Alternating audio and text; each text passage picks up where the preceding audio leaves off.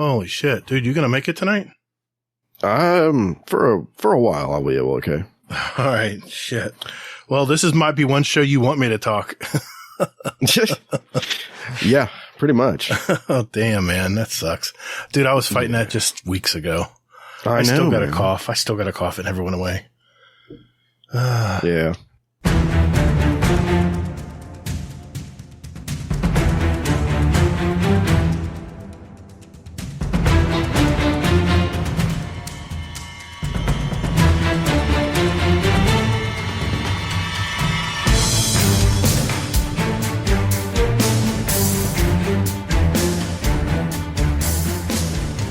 Hey, what's up, everybody? Thanks for spending your time with us today. Welcome to episode 195 of Guardian Outcast. It's a Destiny podcast. Hey, if you love to play the game Destiny 2, you've come to the right place. We're a couple of gamer dads that have played Destiny since that day one release back in 2014, and we're just as passionate about it today as we were back then.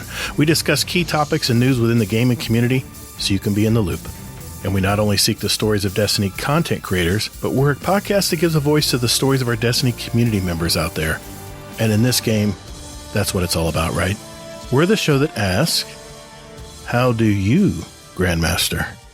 I'm your host, Todd, the Gator, and my co-host Hazel is here as well. I think I know how you're doing, but how you been, man?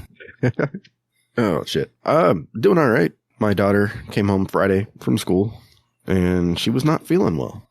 So she decided to pass her sickness on to me and my wife. So yeah, it's great. Now she's feeling better, and my wife's like a day or two behind me. So she's like, maybe I won't get it. I was like, if you don't get this, I'm going to be super upset with you. I hate it. My wife, even when my wife gets sick, she's not really sick because she's such in good shape. She works out every day. I'm a blob.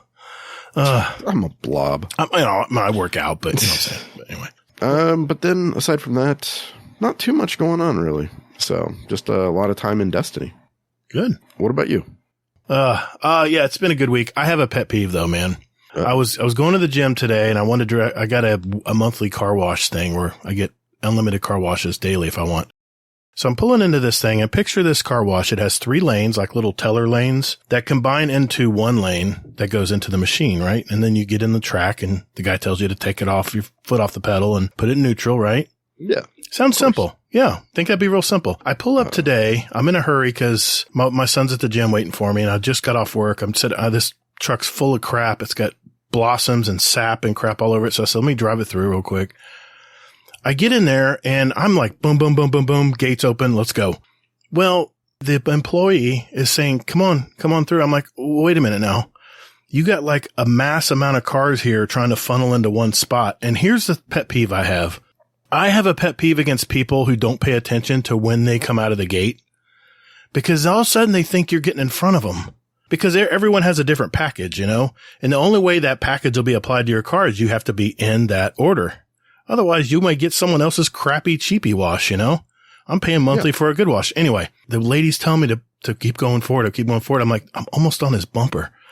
She goes, keep on going. I'm like, hey, I pointed to the left. I said, that car's going to run you over if you don't move out of my way. And anyway, there's another car trying to merge in front of me. I'm like, she's trying to stuff everyone into this funnel. And the problem is there was a silver car to my left that came out of the gate after me. And wasn't paying attention and thought I was getting in front of them. I'm like, see, this is why I stick half the ass over the gate where it doesn't let anybody out until I'm fully clear to go through. Anyway, that's just something that was on my mind today on my way home. I was like, I got to tell Hazel about this. Yeah. It's always good to keep your ass out. Always keep your ass halfway through the gate. There's the title. All right. Well, yeah, it's been a good week, man. It's another Gator and Hazel show. And since Hazel's a little bit under the weather, Mr. Rodimus Prime is going to join us later in the show to help us out. And, but here's what we have lined up this week. We're going to go over our week in Destiny 2. And from what I hear, it's a lot. Hazel's going to go over this week at Bungie for the 7th week of Season of Defiance. Our topic of the week was suggested by one of our moderators and Patreon member, and that would be the very same Rodimus Prime. And the subject is changes to the build crafting system since Lightfall was launched. We'll go into what has changed, the quality of life upgrades with build crafting, and we're even going to share some of our build examples of stuff we're putting into build crafting right now. Finally, We're going to give our final thoughts on what we think about the new build crafting system. Then we're going to go and answer your questions from our SpeakPipe voicemails and our Discord. We're going to announce our question of the month for March as well. So as you can see, it's another jam-packed show. Someone else is going to be talking at the end of the show. I want to keep it a surprise, but Uncle Scumdeath will be back next week. He did send in a Scumdeath corner, but Uncle Scumdeath, we're going to play that one next week because we had a special Destiny advertisement that we're going to play at the end of the show tonight. All right, let's roll.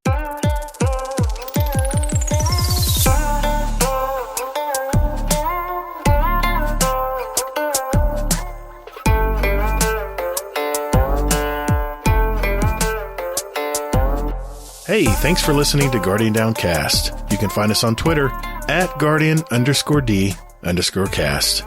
Or you can find us on our Instagram at Guardian_Down_cast and see what picks our weekly guests want to share with you. Or, you know what? Just visit our website at guardiandowncast.com for all of our contact information and where else you can find us to play any past episodes you like in any order you like, right from your browser. Man, don't or me. Hey, Guardians, while you're at it, follow our Guardian Downcast show playlist. We have it on Spotify and Apple Music. We post these links in our show description every week. So check us out, and later, Guardian. Toddles. That just felt weird. Why is that weird? No, I'm just saying that for the... Yeah, I'll edit that out. Don't worry. All right, Hazel, sounds like we had both had very busy weeks in Destiny 2 this week. Let's start with you, man. What went on in your week in Destiny? Oh, well, I actually paid attention to Guardian ranks this week. Really? Yeah. And I have thoughts. All right. I'll get to those in a second. Okay.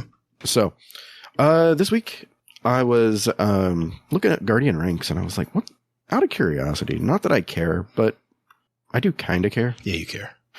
Because, let's be honest, it's always like a competition between you and I.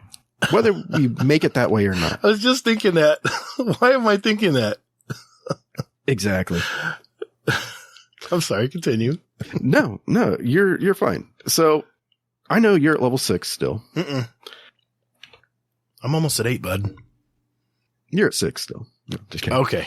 But, so I know you're at 7. So I was like, okay, so what do I need? I think I was at level 7 too. And I was like, what do I need to be level 8? So I looked it up and I was like, I need 3 legend missions from the weekly campaign. Oh yeah, I got that one too. And I'm like, really? I was like, do I 3 really of them want to do this? Well, yeah, I was like, yeah. Like, how much do I hate myself? Right? I know, exactly. Now, Soccer did tell me last night, I'll tell you about that later, but he said you can repeat the same one 3 times and it counts. Yep. And you got to get a score of 100 grand. I don't know how easy that's going to be. Well, just once. Yeah, just once. Yes, exactly.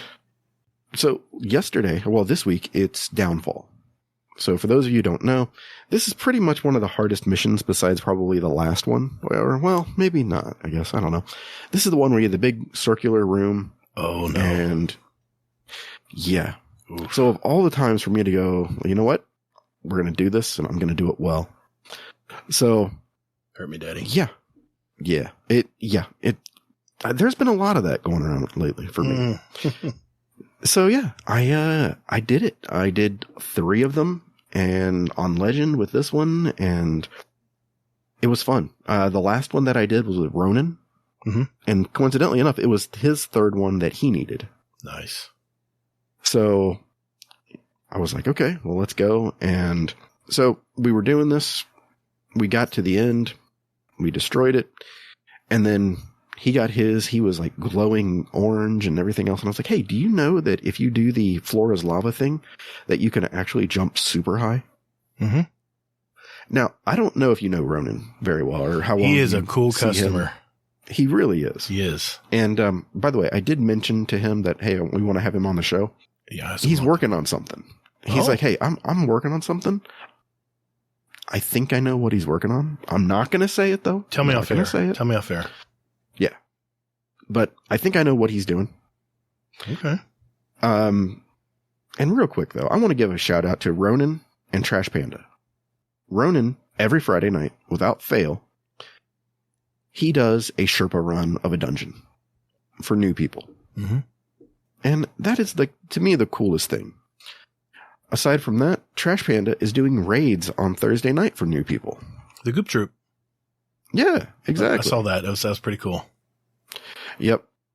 So, yeah, this is awesome to me. I'm like, our community is just the best. I might be tearing up a little bit. Nah, I doubt it. No, I'm just kidding.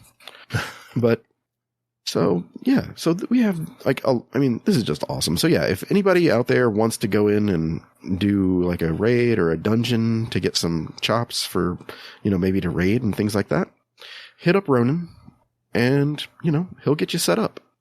So. Can I just add something to that real quick? Of course. I just want to say thank you to all of our new members in our Discord. I carry a notepad with me because I promise I welcome every member personally when they come into the Discord, and you as well. But I have to write their names down because if I'm gone for several hours and I come back, I have to scroll up and write all of these names down of people that joined our Discord. And yeah, I'm just beside myself, man. There's a ton of people. So cool. And you know what the common denominator is? Most of these people used to play Destiny. They're coming back after a hiatus and they're ready to run some stuff with a group. Or I've heard comments of things like, my last clan is not active, or my last clan was a jerk, or I did an LFG and they were terrible. I was shamed and I've just left, and just terrible stories, but I'm so glad they found us. So I just want to say thank you to all our new members out there. Exactly. And the new members yet to join. Absolutely. What are you doing, guys? Let's go. We're waiting for you. Hey, now, if we can do that, we're going to have to get another clan. Oh, don't tell Rodimus that, please. Yeah, no shit, right? His blood pressure will go sky high. Yeah, I'm sure it just spiked just for no reason for him right now anyway. He had a shudder. He had one of those. Exactly. He had one of those feelings. He's not even listening to the show. He just had a shudder. He's like, whoa, what was that? So I'll try not to make you laugh, man. He's going to hate us. You know this. I know. But, it was fun though. So, regarding my thoughts though. So I did the legend with Ronan, and Ronan likes to take pictures of himself. So he was like jumping up in the air, taking pictures of himself. And I was just cracking up because I don't think he posted any of those pictures just yet. Oh, really? So yeah, good times. So with me being homesick today, I was like, okay, so what can I do? I got to level 8 and I was like, I want to be level 9. So I got to level 9, or not level 9 yet. I have to get to 1810. I have to get to 1810. Oh, raw score. Ooh. Yeah. Yeah. Not looking forward to that too much. So 1810 raw. I think, well, actually, so keeping that in mind, I threw out in the Discord, I was like, hey, anybody around? It was an off hour. And I was just like, hey, anybody around that can, wants to do a GM or something like this? And nobody replied. So I was just like, all right, you know what? I'm going to go to LFG. And I did a raid. Because you can't help yourself. What do you mean? No, go ahead. No, you love LFG, man. You run LFG more than anybody I know. I mean, okay, I do like LFG. Mm-hmm. One, I have an ulterior motive, and it's that it publicizes the clan. Yeah, that's good. I mean, and that was originally my idea for it. And I'm like, you know what? I was like, this is good. Well, guess what? I'm afraid to ask. So I did this raid today. I got to 1809. And I'm like, this is great. And this guy, I'm doing this raid, and there's 3 people that have never done it before. Oof. And I'm just like, oh my God. And I'm sick. I'm like, I am not looking forward to this. What did I just sign myself up for? But we did it. These 3 were like super excited because, I mean, to me, I don't think they've ever raided before. And it was like just over 2.5 hours, I believe. That's actually not too bad for 3 new players. You must have some real killers in there to help. Not really. Really? Yeah. It was just crazy because I'm like this is kind of interesting and really good to help people who had never gotten a clear before. So I get that. You and Kingsley both, you love that feeling. Yeah, exactly. And one of them actually was like, "Hey, you have a podcast?" I was like, "Oh, well, yes, I do." As a matter of fact. So, do you know who you're talking to, man? Oh shit! Like, my name's not Gatr. What? What? Nothing. But no. So it was just one of those moments, and I mean, it was just really cool. So I just wanted to give a shout out to those guys. They were some good guys. We got through it really quickly for the most part, and it was good times. Nice, man. Good deal. So what else went on this week for you? Oh shit. I did Gambit. Trying to get to 18 whatever. What? Oh, Pinnacles. Yeah, that's right. Yep. Now, damn it. Now you got me my competitive juices going now. Now I got it. Now I got to match you now because I'm on level 8 as well. I mean, I'm on level 7, almost 8. And let's just say I have just a few things left to do as well to get to 9. Yep. Let's just push each other to 11 before the season's over. Oh shit, man. I think I might stop at 10 just because I know what 11 consists of. And oh, really? Can you tell me? It's like soloing a dungeon. Oh, I'm out. Yeah. That's frustrating, man. I mean, but see, I want to solo a dungeon. I mean, I don't know if it says like which one that you have to do, or I think it says the most recent. Oof. Let's see, most recent would be what? Spire the Watcher. Oh, well, you've already been trying to do that, or did you do that already? It's not retroactive. It's not retroactive. Come on, so Bungie. I haven't done it yet, but yeah. That's bull, man. It should be retroactive. If you check the box, you check the box, you know? Yeah, but still, they want you to interact with the content. And that I kind get of thing. I get it. But so I've got thoughts about Guardian ranks. All right, let's hear it. Okay, so I think Guardian ranks is good for what the intent was. I'm sorry. What was that intent again? I'm sorry. I'm just trying to remember what their goal was. I'm sorry. Oh shit. Sorry. No, I'm being serious. I'm trying to remember what the intent was because I had such high hopes for this, man. I don't even know what they're doing now. So Guardian ranks isn't for us. Now, what I mean by that is that Guardian ranks it's for the new player. And the reason why I say that is because it's a progression. So what you're supposed to do is you're supposed to go ahead and just follow it in order, and it will go ahead and lead you to everything that is doable in the game. I'm listening. So, so for starters, it starts off with a legend lost sector. Mm-hmm. And then what happens is that it leads you to basically like doing raids and doing things like this. And it's just, again, it's not for us because we do all this stuff. We have a community of people that, that we play with. I mean, like 800 people strong just for us and our group and just our Discord. That's not counting people in, the other Discords. Oh yeah. So, we've got over 1,000 people that are diligently playing this damn game. And that's not who Guardian Ranks is for. Guardian Ranks is for the new person that wants to get into the game and they don't know what to do next. So for us, it's just a checklist. For a new person, they're looking at this thing like it's the Bible. Mm. Well, I wanted to add to that. I want to make sure you were finished with your thought. Yeah. See, what I did this week, I said, you know what? Let's just go back and see what's required for rank 1, rank 2, rank 3, rank 4, rank 4. Yeah. Rank 5 and then 6. They give you practically like the 6 ranks right there. And then, you know what? I had an epiphany. I said, this is how they bring new Guardians into the game. The new light experience, the new light story was kind of convoluted and just kind of grindy. I ran it several times. It was not fun in that middle part. They'd say, go play Gambit. I'm like, ugh. But when I saw what they had to do to progress, and then they glowed when they did, Yeah. Bravo, Bungie. That's your carrot at the end of the stick right there. It's like, oh, hey, I can glow. I can jump really high. This is pretty cool. It certainly is another form of the new player experience, and I got to say I like it. Yeah. So maybe you're right. Maybe it is just for the new player and it just giving us a bone, basically. Yeah. And I think what I'd like to see is like the next step of this where it's for the seasoned player. Okay. So like a next iteration, you mean? Yeah. Okay. So there's like 2 different paths, things like that. Mm-hmm. Okay. I could see that.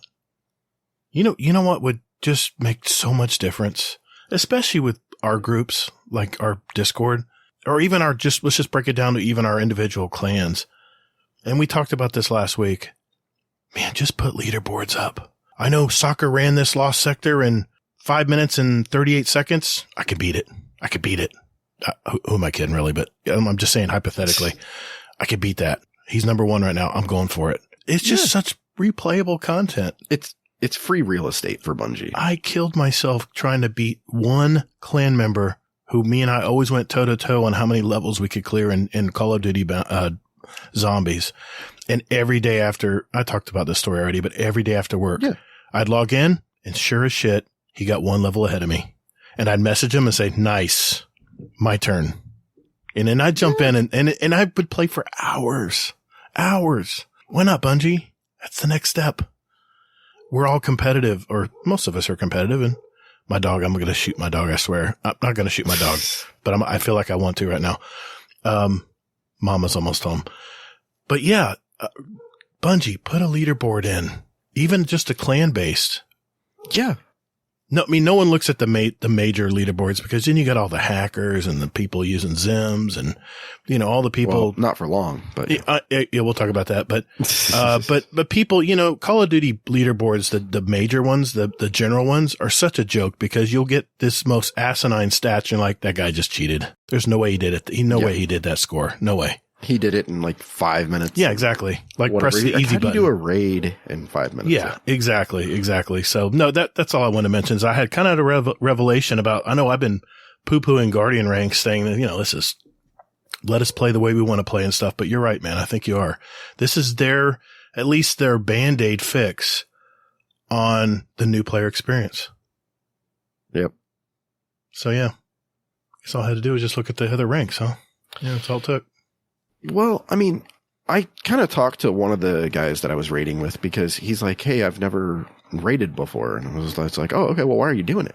And he's like, I have to do it for Guardian ranks. And I was like, what the fuck are you talking about? My dumbass clicked through the shit and didn't really even look at it. Right. I was like, hey, free loot. Look at this. Wow. So, yeah. So there it is. It's working. At least on the new player side. Yeah. Who'd have thunk it? And let's face it, the established veteran Destiny community, we're never going to agree on anything. So good luck, Bungie. Yep. I mean, you look at my comment section on my YouTube channel after just a 60-second short, and you'll have some people like high and mighty. You'll have some people like just throwing out the insults. It's just with night and day difference, man. I'm like, wow, this is how diverse our community is. So crazy. Yeah. Well, what else? What else did you do this week? Anything else? Can I just throw out there that Gambit is actually in a really good place right now? You know what? You're not the first person to say that. Somebody even tweeted that, and I was like, what? Well, explain why Gambit is so good now. Is it just because it's something different and you haven't run it in a while? I don't even think it's that. I think that it's just that I'm just trying to figure it out. I mean, it seemed like everything died relatively quickly. Like, if you remember the envoys, yeah, they seemed to like just take a lot of damage. Dude, everything was tanky in Gambit. Maybe I haven't played it in a long time, so maybe they did something different. Yeah, but I mean, the envoys, like, they weren't that bad, and I was like, wow, this actually feels kind of good. What about the damage gates on the boss? They're still there. Okay. I mean, I'm not going to lie to you, but I mean, it is what it is, though, you know? Okay. I mean, it's a catch-up mechanic. Right. I just don't think I'm savvy as far as the stacks and all that stuff. Maybe I just need to look into that more. It's just, but we get him down to a sliver and then all of a sudden there's the health bar. I mean, there's the shield. I'm like, you gotta be kidding me. We've had this game won.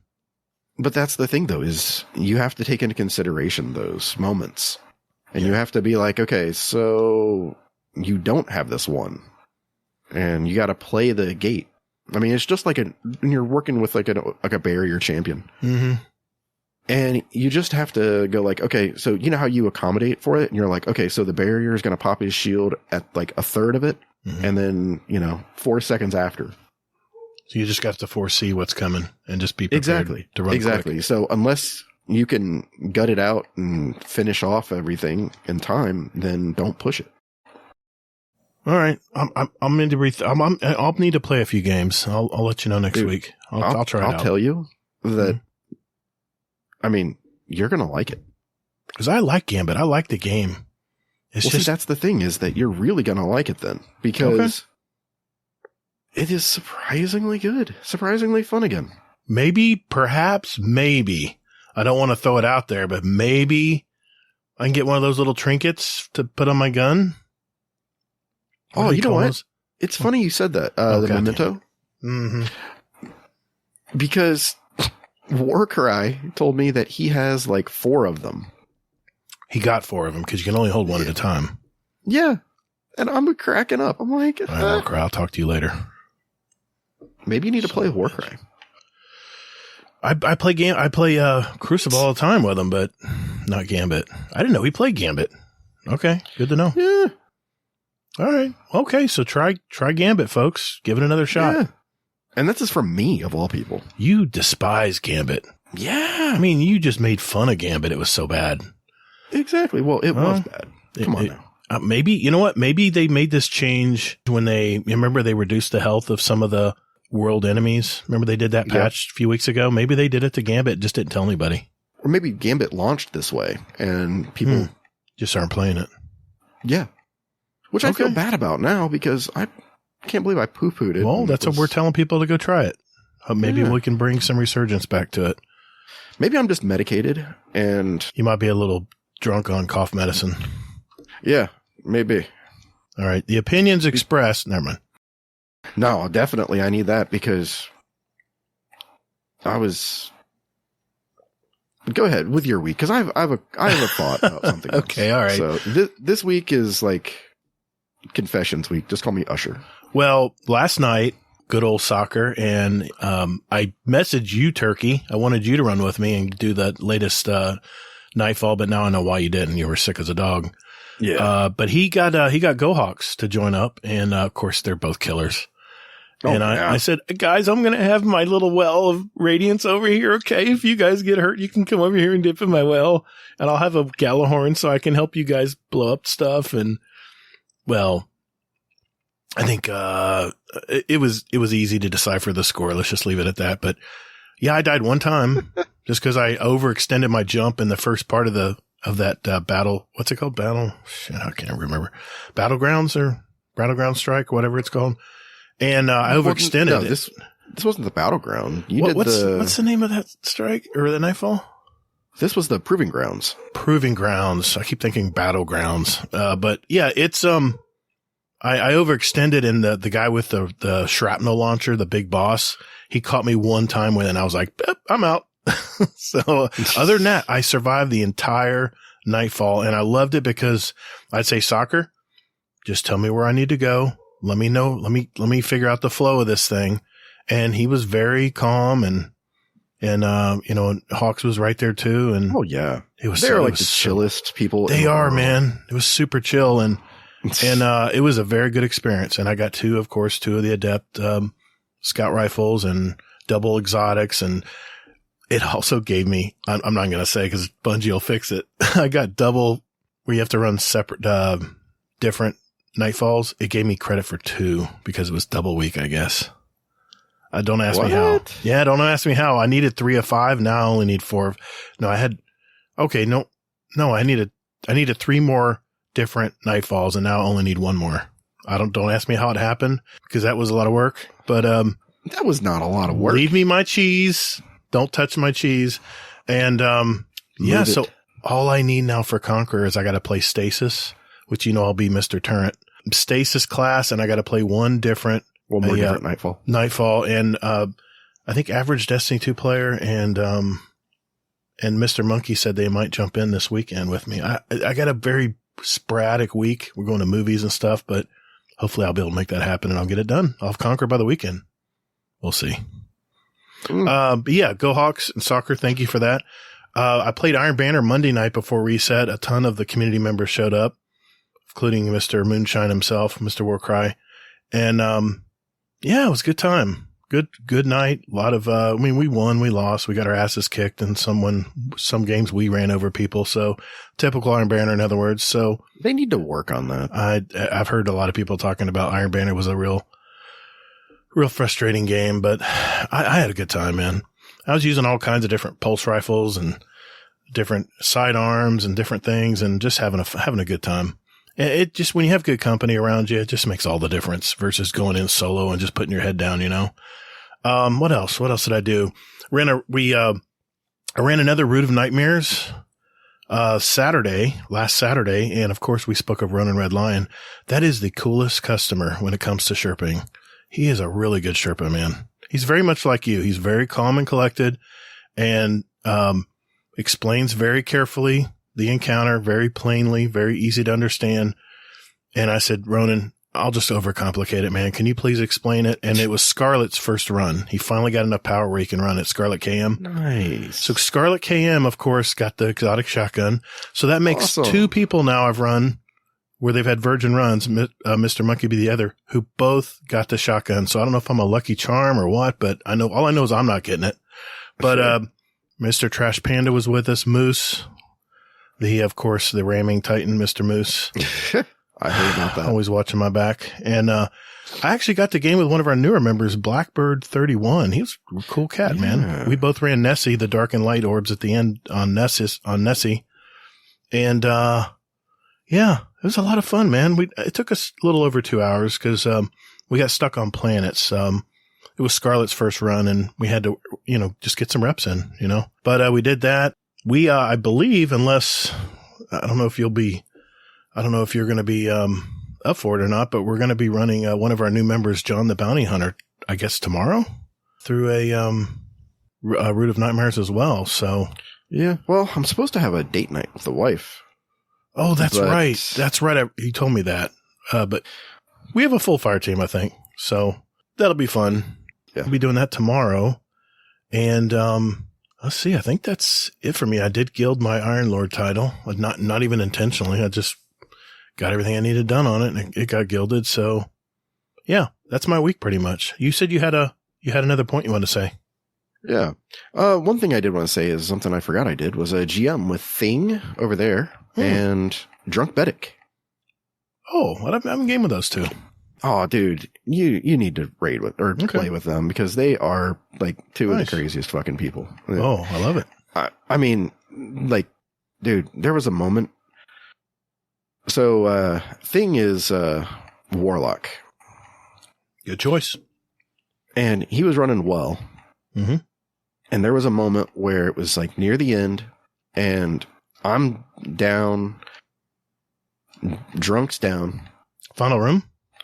Yeah. Okay. It's where we've got the two champions that come out on the second part there. Yeah. Did it teleport on you? No. Okay. No, they just like rushed us. Oh, so we were like, all right, we got this and everything else. And then like, I think Bedic died first and then I died. And then Thing is like stuck in a corner. He's got the two champions coming right up to him and he pops as well. And I'm like, you are a dead man, and he's just like, I got this. Drunk's going off. I'm going off.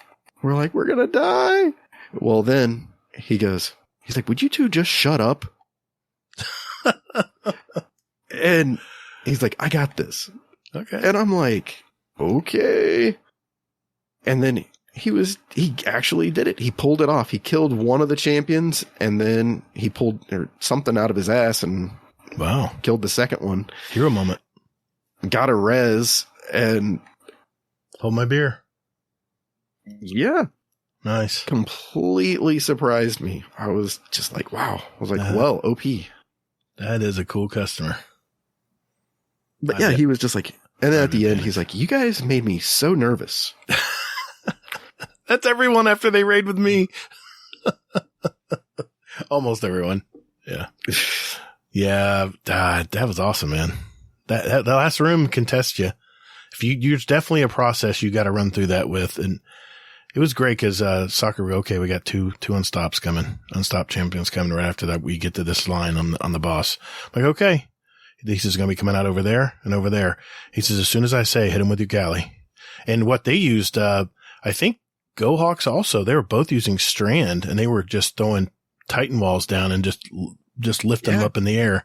I was like, this is crazy, man. Yeah. They're just helpless. Is the way. They're just helpless. So yeah, I'm kind of glad that you can't use it on bosses though. Yeah. Yeah. It was so funny though. The champions are just sitting there, just nothing they can do. So yep. It was fun. It was fun. I'll definitely remember that. So yeah. Anything else? Anything else happened this week? Anything else you want to mention?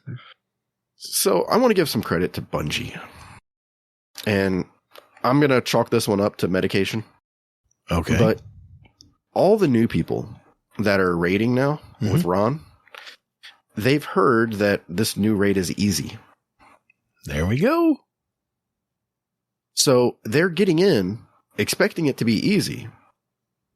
And they get in and then they're like, oh, well, I watched a Dado video. I watched a Fallout video, something like this. Well, execution is something different than watching a video. Of course. So, yeah. New people think they can do it, but then they have to execute. And that's where it kind of, the rubber doesn't always meet the road in that case. It just seems like if there's one raid to get people through, or at least get them to try raiding, you know, it just seemed like Ron was the one to do it. Yeah. Maybe even unintentionally. I don't know. Well, that's the thing is that, I mean, it's such an easy-ish raid. I mean, but it's easy for me because you're a raider. I've done all the other raids and, you know, I've played this game for this long and everything else. So, I mean, of course, for me, it's going to be easy. But for somebody who's new to it, it's going to be challenging. At least it's pretty to look at. Yeah. It's a beautiful raid. Yep. Nice. So you're giving kudos to Bungie on that one. Yep. Nice. Exactly. Okay. We'll put an asterisk by that since it was medication induced. Exactly. Yes, definitely do. The asterisk episode. There we go. All right. Well, thanks, Hazel. Well, you know what that means, man. It's time for This Week at Bungie.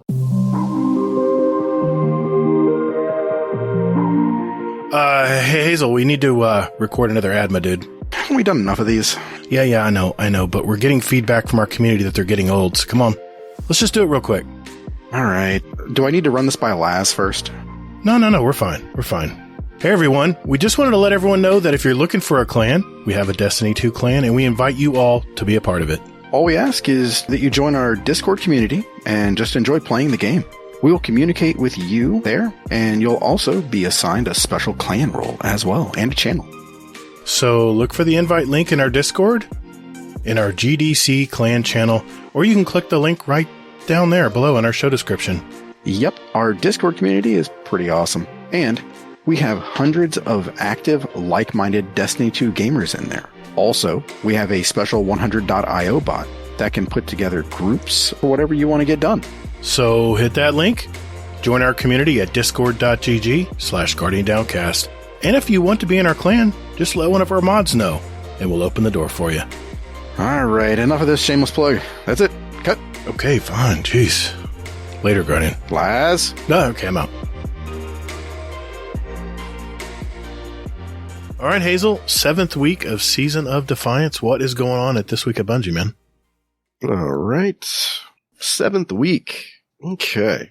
They do the intro where they say, hey, you know, this is what we talked about last time and things like this.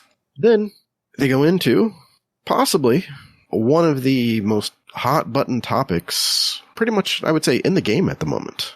Yeah, definitely. And with it, it's basically that Bungie's stance on third-party peripherals are, they're no longer welcome, basically. So there are some things that are out there. And what they do is they will basically give you some cheat codes, some hacks, and things like this. They are designed for... Now, I watched a video a couple weeks ago, maybe a month ago, possibly.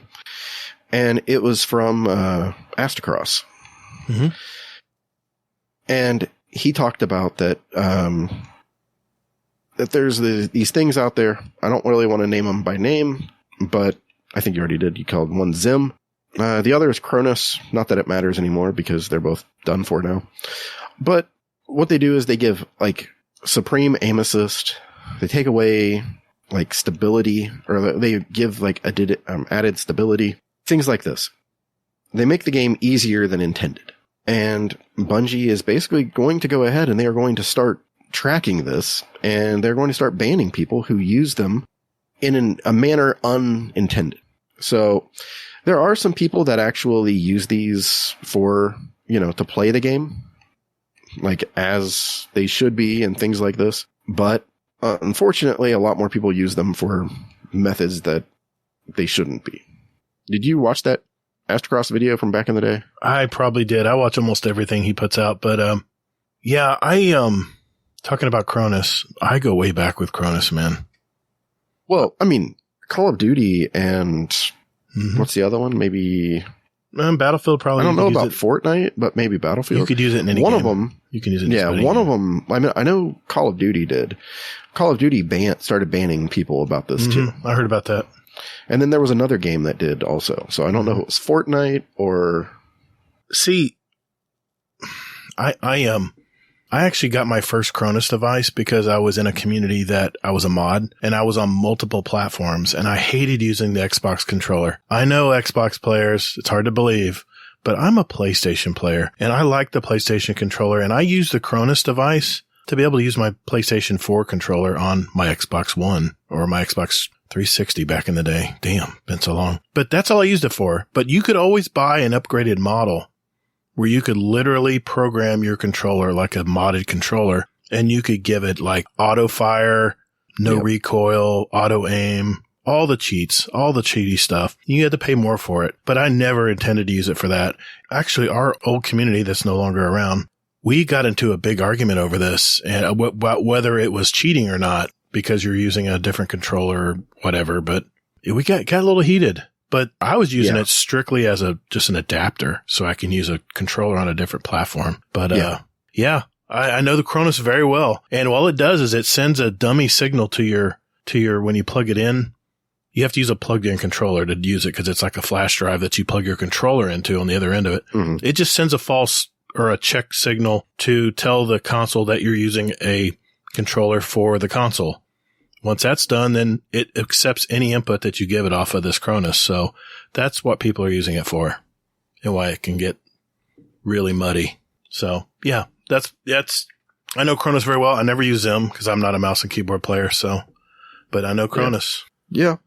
I don't know why I shared it's that. Interesting though. Yeah.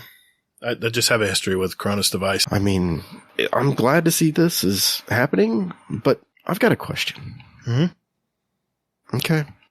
How many people is this really going to impact? I mean, there's two schools of thought on this to me. Mm-hmm. One, either it's impacting a lot of people or it's not impacting a lot of people and they're doing it to appease the higher end players that are encountering it. Yep. So I don't know. Either there's enough people and enough demand where they're like, hey, we need to do something, or they're just trying to throw a bone to the higher end player. Yeah, I don't know either, man. I really haven't. It's just so subtle. I mean, unless someone's coming at you with an auto shotgun, then of course he's cheating. Those are very obvious, but most of these people that use these devices are very sneaky about it. And there's sometimes even an A/B switch where you can switch it off and on whenever you think you need it. There's all kinds of stuff out there like that, man. Not even Cronus. It's all kinds of devices that are made to do that stuff. Here's my only sticking point on this. I know there's a lot of people out there that have rheumatoid arthritis or they have physical difficulties where they want to play the game and they need these devices to be able to program the controller so they can use certain buttons instead of other buttons. And from what I heard, paddle controllers and scuffs and all that can still be used as long as you're not using the programmable part of it, for like auto aim and all that crap, because they do offer it on those too. I worry about how they're going to be able to differentiate between the two. The cheater versus the person who really needs it to enjoy the game. Well, I mean, if you think about it, it is pretty easy. How's that? Oh, taking advantage? Well, exactly. I mean, like, how are they, like, because you can still suck with those. Mm-hmm.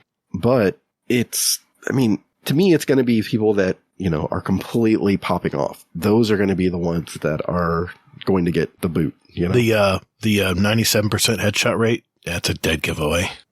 That's very high, in other words, if you look at their stats. What do you mean? I'm sure mine's that high. Mm-hmm. I think mine's 50-something%. Of course, I'm like a human amount? Yeah. But yeah, you'll get these people who have like, and the streamers will look them up too. They'll look their stats. I'm like, okay, 97% headshot rate. Okay, we know you cheat. Because no human can possibly get near 100% headshot rate. There's just no way. Especially in this game. Yes, it's so fast paced. Yeah. Yeah, I agree. Well, I think Hippie said something on Twitter that they have their information. They know the difference. Yeah. Yeah, exactly. I mean, I'm not too worried about it, honestly. I mean, one, I don't use either. So I don't either. There's that. But I mean, I don't know. I mean, I just don't think this is going to impact. I don't think so. The way that people think it is. I don't know. Here's hoping though. I mean, all the streamers are all like, on board with it. Celebrating.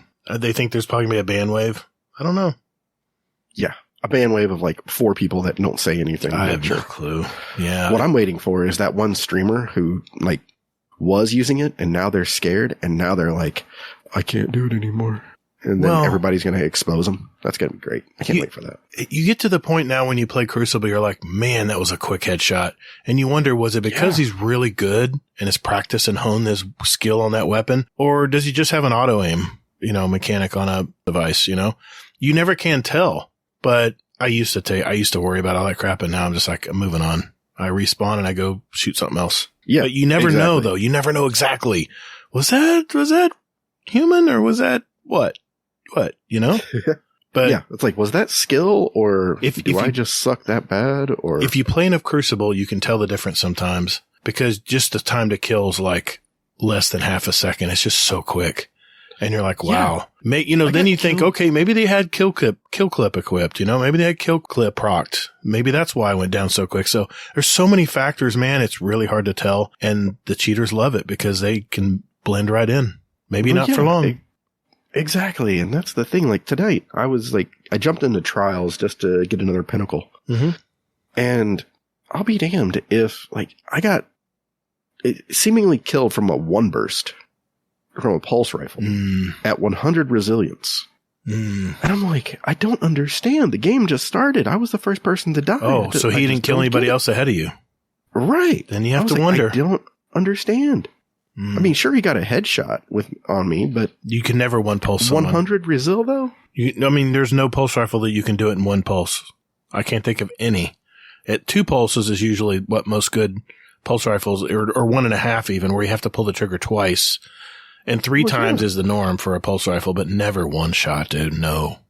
Unless you have kill clip or, I don't know, one of these other damage perks activated, but you said the game just started.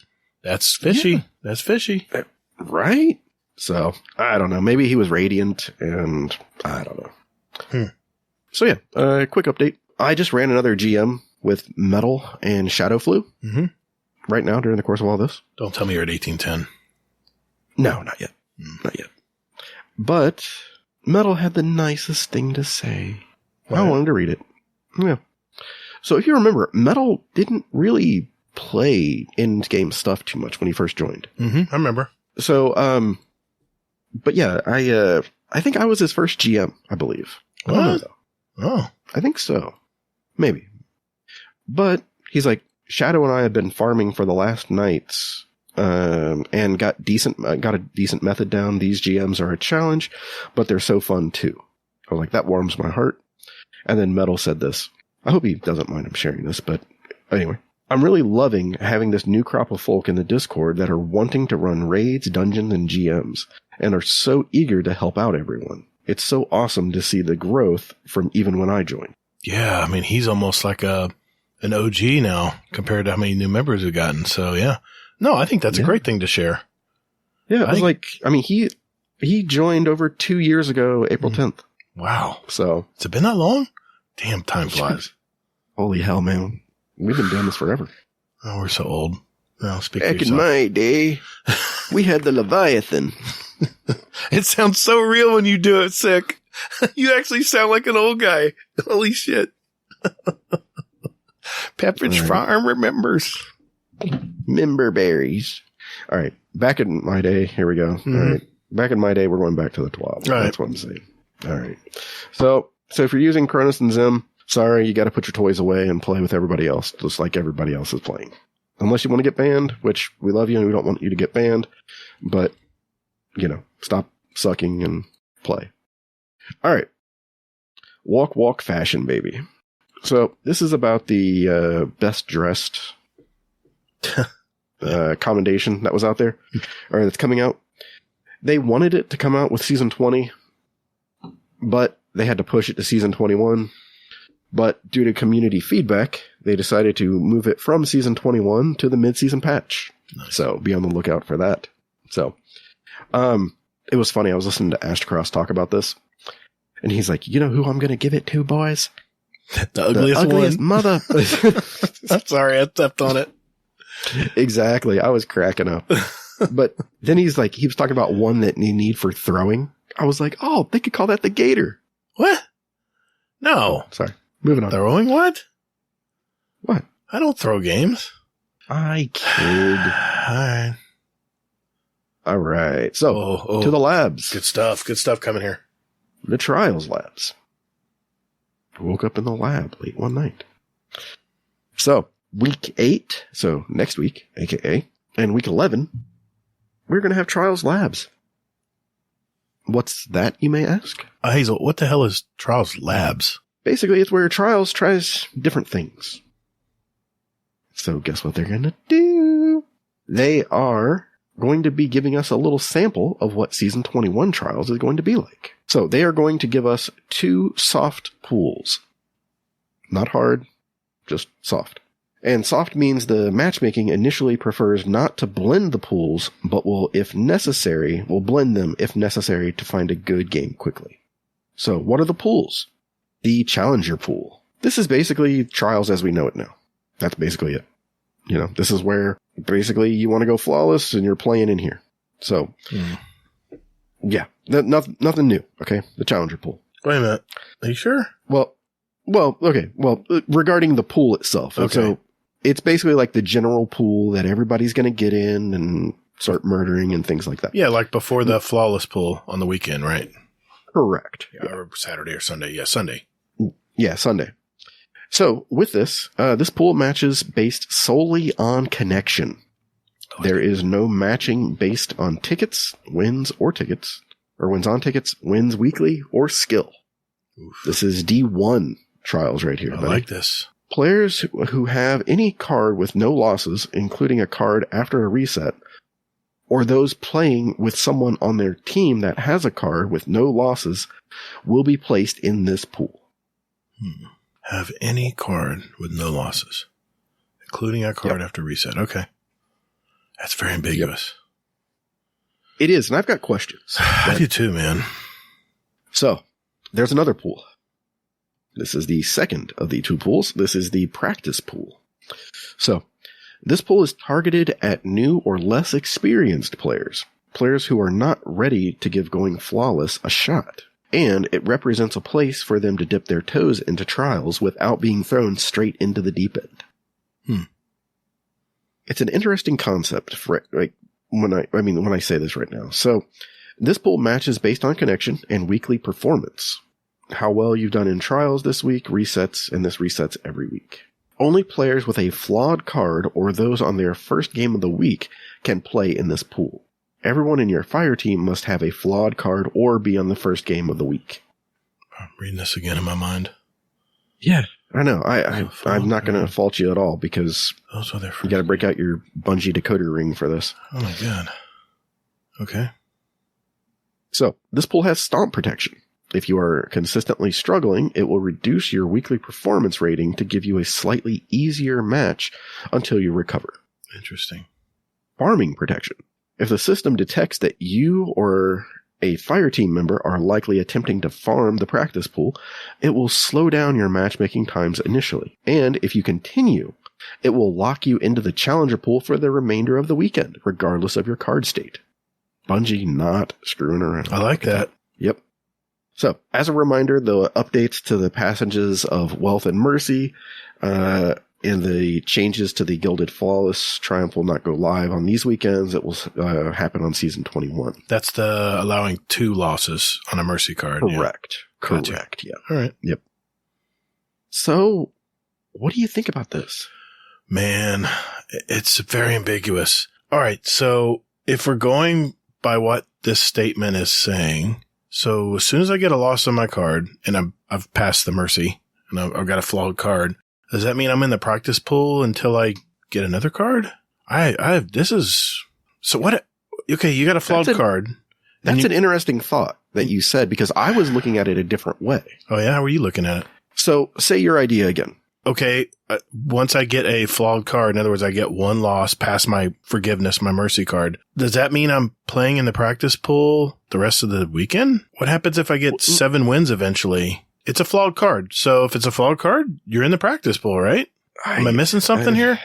I guess. I don't know. I mean, yeah. I originally thought that was going to be like you could pick if you were in the practice pool or the challenger pool. See, but then it says in the challenger pool, players who currently play trials on a week-to-week basis and who want to go flawless. I mean, everyone starts in the practice pool when they get their very first game and their very first card. Yeah, exactly. And then it branches off from there, right? Yeah. So, I mean, can you get 7 wins in the practice pool, or is it going to kick you up to the challenger pool after? It sounds like it, because to get in the practice pool, you have to have a flawed card. So if you get 1 loss on your card and you get 7 straight wins, it's not a flawless. So technically, you should be in the practice pool, right? I don't know, man. What do you think? Yeah. I mean, think they're going to kick them back into the challenger pool once they start winning? Or they did say farm protection. But see, farm protection means that it will lock you out. Like if you start like... Let's face it. But farming protection are the games, Hazel, where 3 guys that are full killers just run you over and 5-0 you. Done and out. They're already moving on to the next game. That would be considered farming, where the game wasn't even close. And it was so lopsided and so fast. That's what would make me think they're farming. I don't know, man. Well, farming means that they have to do it more than once. Well, yeah, true. I mean, everyone will have that game where you just run over someone, but yeah, I guess they're just looking for a pattern.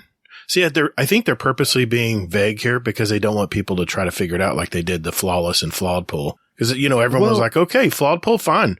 Sunday's flawless pool, fine. All right, so I'm going to carry people all week, and I'm going to just reset my card and let everyone else go flawless. And then my job is done. I get paid, pick up the next customer, and I'll reset my card, or I'll go with my reset card. I don't know, man. It's interesting, though, because, I mean, I don't know exactly how they're going to do this, but later in Season 20, they are going to do a more in-depth discussion about the changes that are coming to trials. So maybe we'll find out some more then about this, because I want to know, can you go flawless in the practice pool? No, because you have the condition is you have to have a flawed card. So you're not, it says it's for people who are not ready to go flawless. They're not ready to give it a shot. So this is really, for me, that I don't play a lot of trials. I don't play week to week. I haven't played trials in several weeks. But you're still above average. I know. I'm not the person dipping their toe. I've played a lot of, but I haven't played week to week. So I don't know. I don't know how this will work, man. I mean, for the people who are just tired of getting stomped and just want to get loot, you get your loss, however many losses, and just by playing a volume of games. So you can technically, according to this data, you can technically get your 7 wins to get your drops, your 7 wins. In the practice pool. Yeah, in the practice pool, if it's a flawed card. Real quick here, just to clear up any confusion here. The practice pool does not mean easy, by the way. No. So I just want to throw that out there, because I have a feeling that they will kick you up, like when you start to get like 6 wins on your card or 5 wins, they're going to kick you up to the challenger pool. You think so? See, they don't tell us. I'm sure that they're going to do something about that. And I have a feeling the next following, later in season 20, I guess that's week 11, I guess, before the season's up. I have a feeling they're going to give us feedback on the information they collected during this next week coming up. I have a feeling they're going to share the results. Yeah. And just to see just give feedback on how they think it's working, maybe. I don't know. Yeah, I mean, remember they gave us all those graphs and things like that from a while back. Exactly. So, I mean, I don't know how soon they could get that stuff done, but I mean, it's certainly an idea. Yeah. I mean, that's pretty much where I'm at on it. We'll just have to see. I'm going to participate. That'll be my thing to do for the week. Yep, exactly. Because I'll have Conqueror by then anyway. Just saying. This guy. Are you going to guild it? What's that? No, I'm not. That's my question. I'm not going to guild it, no. You. Same reason I don't guild my Glorious. I got my Glorious. You didn't earn it? I'm happy. Oh. No, I earned my. Yeah, I'm still rocking the Glorious, and I didn't earn it. So. Oh, that glitch? No, I earned it on one of my characters. Yeah, and I display it proudly because I went through all the hell to get it. Are they ever going to fix that? I think they were supposed to do it with the mid-season. Mid-season. That's next week. Okay, gotcha. All right. Yep. So, got some time to kilt. Asking for Bungie Foundation. So, Bungie is doing their kilt, the annual Kilts for Kids. This is their 12th one that they've done. And they are trying to earn $77,777 for the Ronald McDonald's house. And they gave a stat here, and I was like, that's interesting.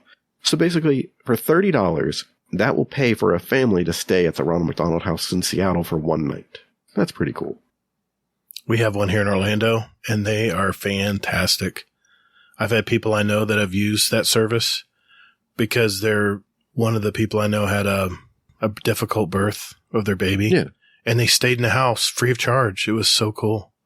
And they had the best time while they were there. It's a great thing, man. Ronald McDonald House is a great thing. Yeah, it is. And so with this, if you donate $50, you'll receive the Knees Out emblem. And there is that. And then they have other things here with like $100. You can receive a postcard. $250, a digital copy of a new piece of unique artwork. And then $500, you get a physical copy of it. So that's pretty cool. Yeah. So shit's broken. There it is. Movies. Art. And I should go. Love Hippie. All right. Thanks, Hazel. We will be right back. Hello, everybody. You are listening to Jealous Gaming on Guardian Downcast.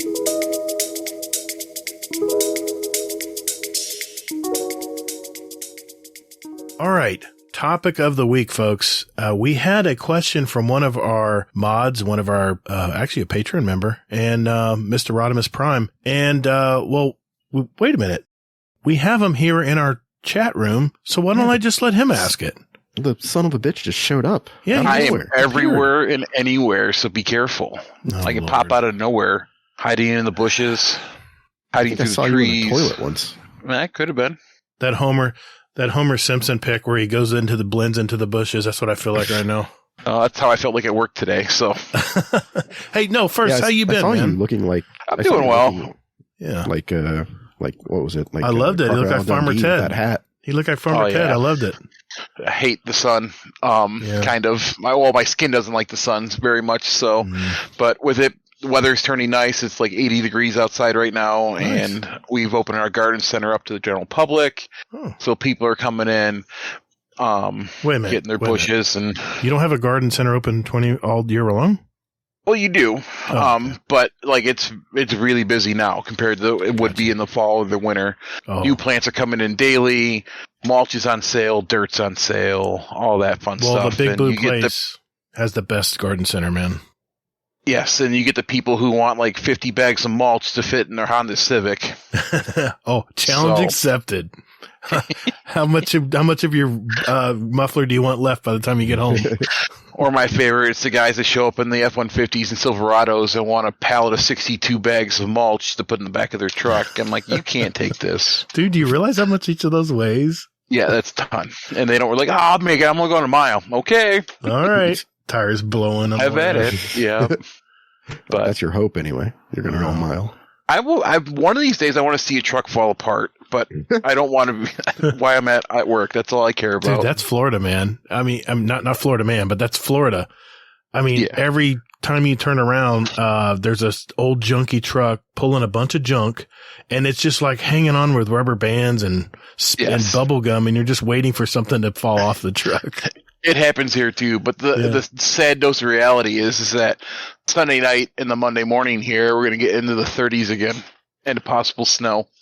I did want to mention also, I just got my dash cams for my vehicles since the fiasco. I talked to my insurance company, by the way, and they're thinking of denying it, or his company's denying it. I don't know, but I'm going to have some great footage of Florida driving soon.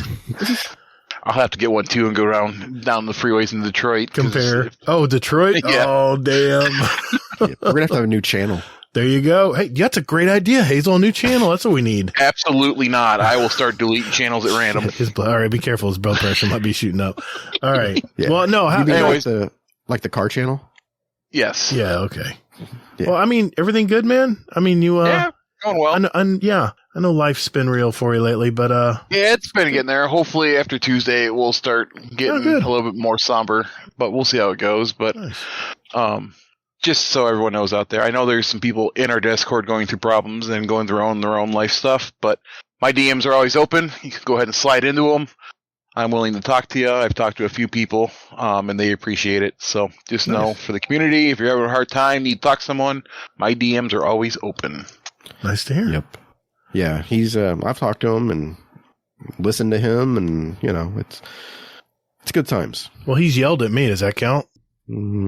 Yeah, maybe. Did you deserve it? Okay. I mean, I yell at everyone, I probably deserved it. Someone's got to be the resident asshole around here. I know. That's fine. That's fine. Well, you had a question for our topic of the week, and I figured, what the heck? Let's let you. I mean, I'm sure you have questions, and hopefully we have answers. So, yeah, man. Well, we'll figure it out. I mean, I don't know if I'm considered a new player anymore, but I sat down for build crafting as far as like building your subclasses, but I know there's a lot of new people coming back and the changes going on in the world of Destiny, as we call it. Right. But build crafting, and what should people be looking for as far as their mods? And because there's so many mods out there in reality, like you can spend hours just talking about them or reading them, but how does someone know what they should be putting on their armor? Well, before we do that, can I mention something real quick? Absolutely. I think we need to know where we came from, right? I mean, what we used to have to do for mods and builds before Lightfall dropped. I remember we had to unlock and purchase mods from A to 1. You had to show up every day and hope that the mod that you were missing was available out of the 4 every day that she offered. You look through your collections tab and you say, okay, what else do I need here? What else do I need? But they weren't given to you. And I made a whole video about it, man. I've got tons of views on it. But now that video is useless because they just gave them to everybody. Now everybody has all the mods. No matter when you start in the game, you now have all the mods. And I just found this out, by the way, we were just talking about Guardian ranks, Hazel. Yeah. Supposedly, Bungie said this last week in one of their Destiny help posts in Twitter. And they said that people are coming to me saying, listen, man, I watched your Ghost Mods video and I don't have any of these mods. How do I get these? I said, well, Ingram drops, right? No, it turns out it was glitched. And Bungie help tweeted that now they've unlocked it where as you progress through Guardian ranks, your Ghost Mods will be unlocked. So I wanted to mention that for the people who are wondering, where the hell are my Ghost Mods? Well, hell, 10 minutes ago, I just had a conversation with Hazel. I'm like, man, this artifact's taking forever to unlock everything.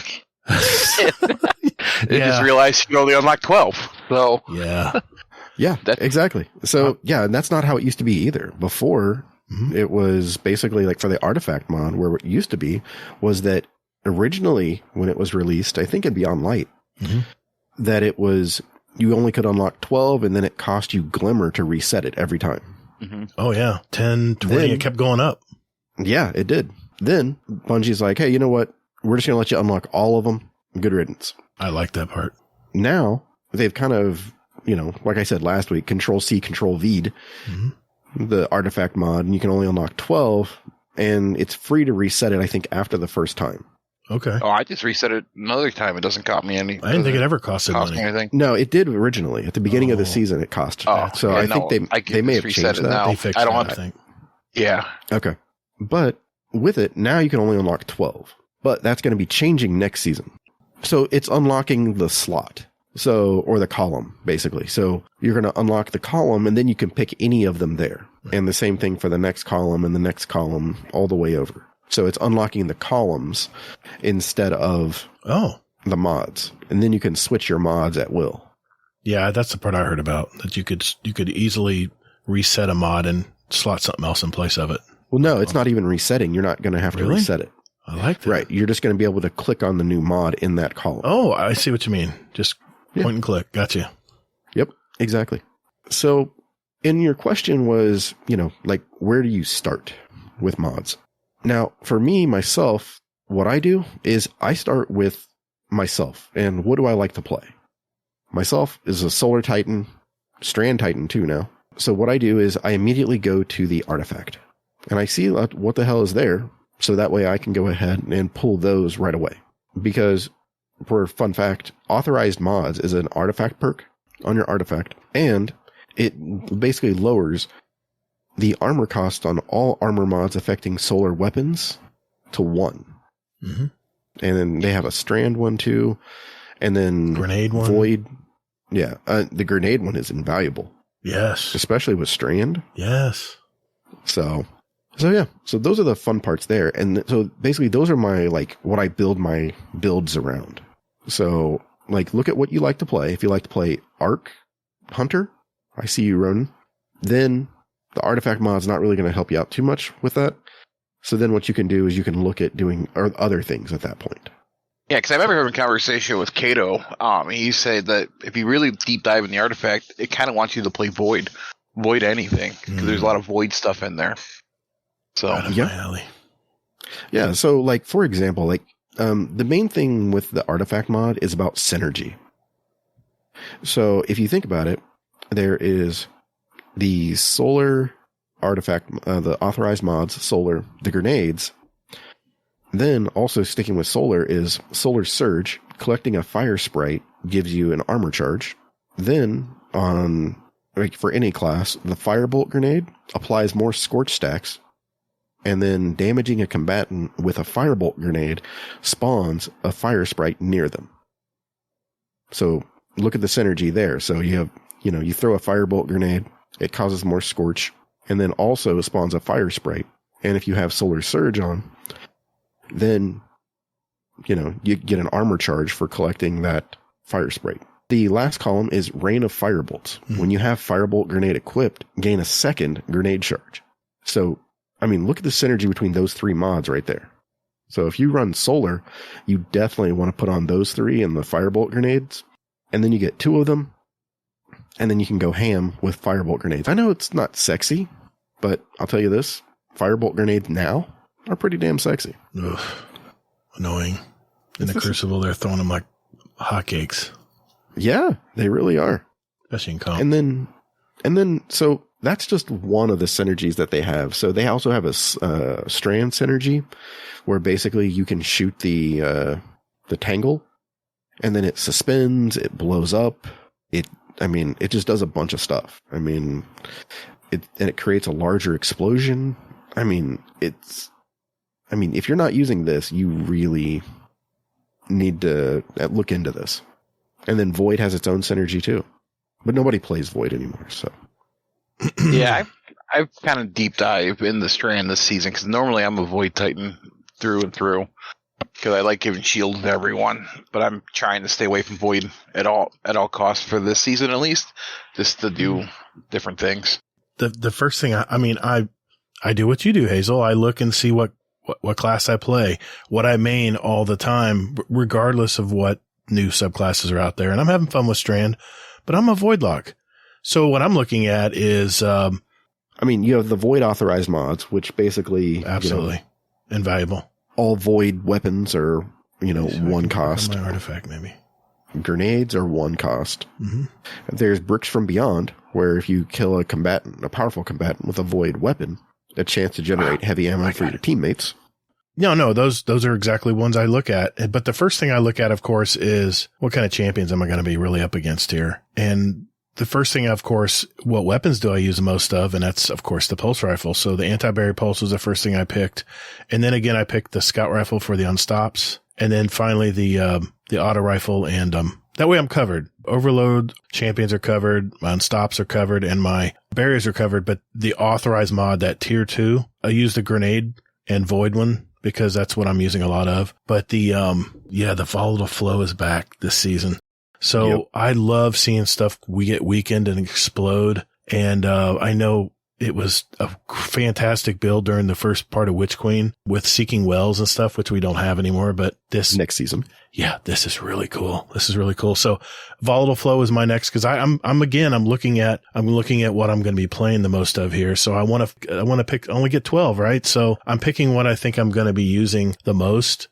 And of course, Bricks from Beyond is one of my favorite perks, where you defeat a powerful combatant with a void weapon, and it has to generate heavy ammo, has a chance to generate it for you and your teammates. I was using this last night in when Soccer and Go Hawks played, and I had heavy bricks everywhere. But yeah, because I use void, I really didn't get into the solar, the firebolt grenades, because I really don't use those. So I chose stuff like void weapon channeling, which exactly gained a bonus damage from void weapons. Exactly. So yeah, that's my point, is just like you looking at your Solar Titan, I was looking at my Void Lock, and I picked everything out of there first.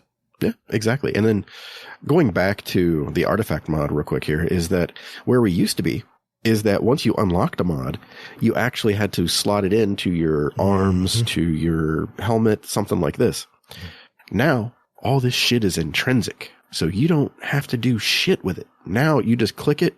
It shows up on your character. You don't have to slot a mod or anything. It freed you up to do any other millions of the things that you can do.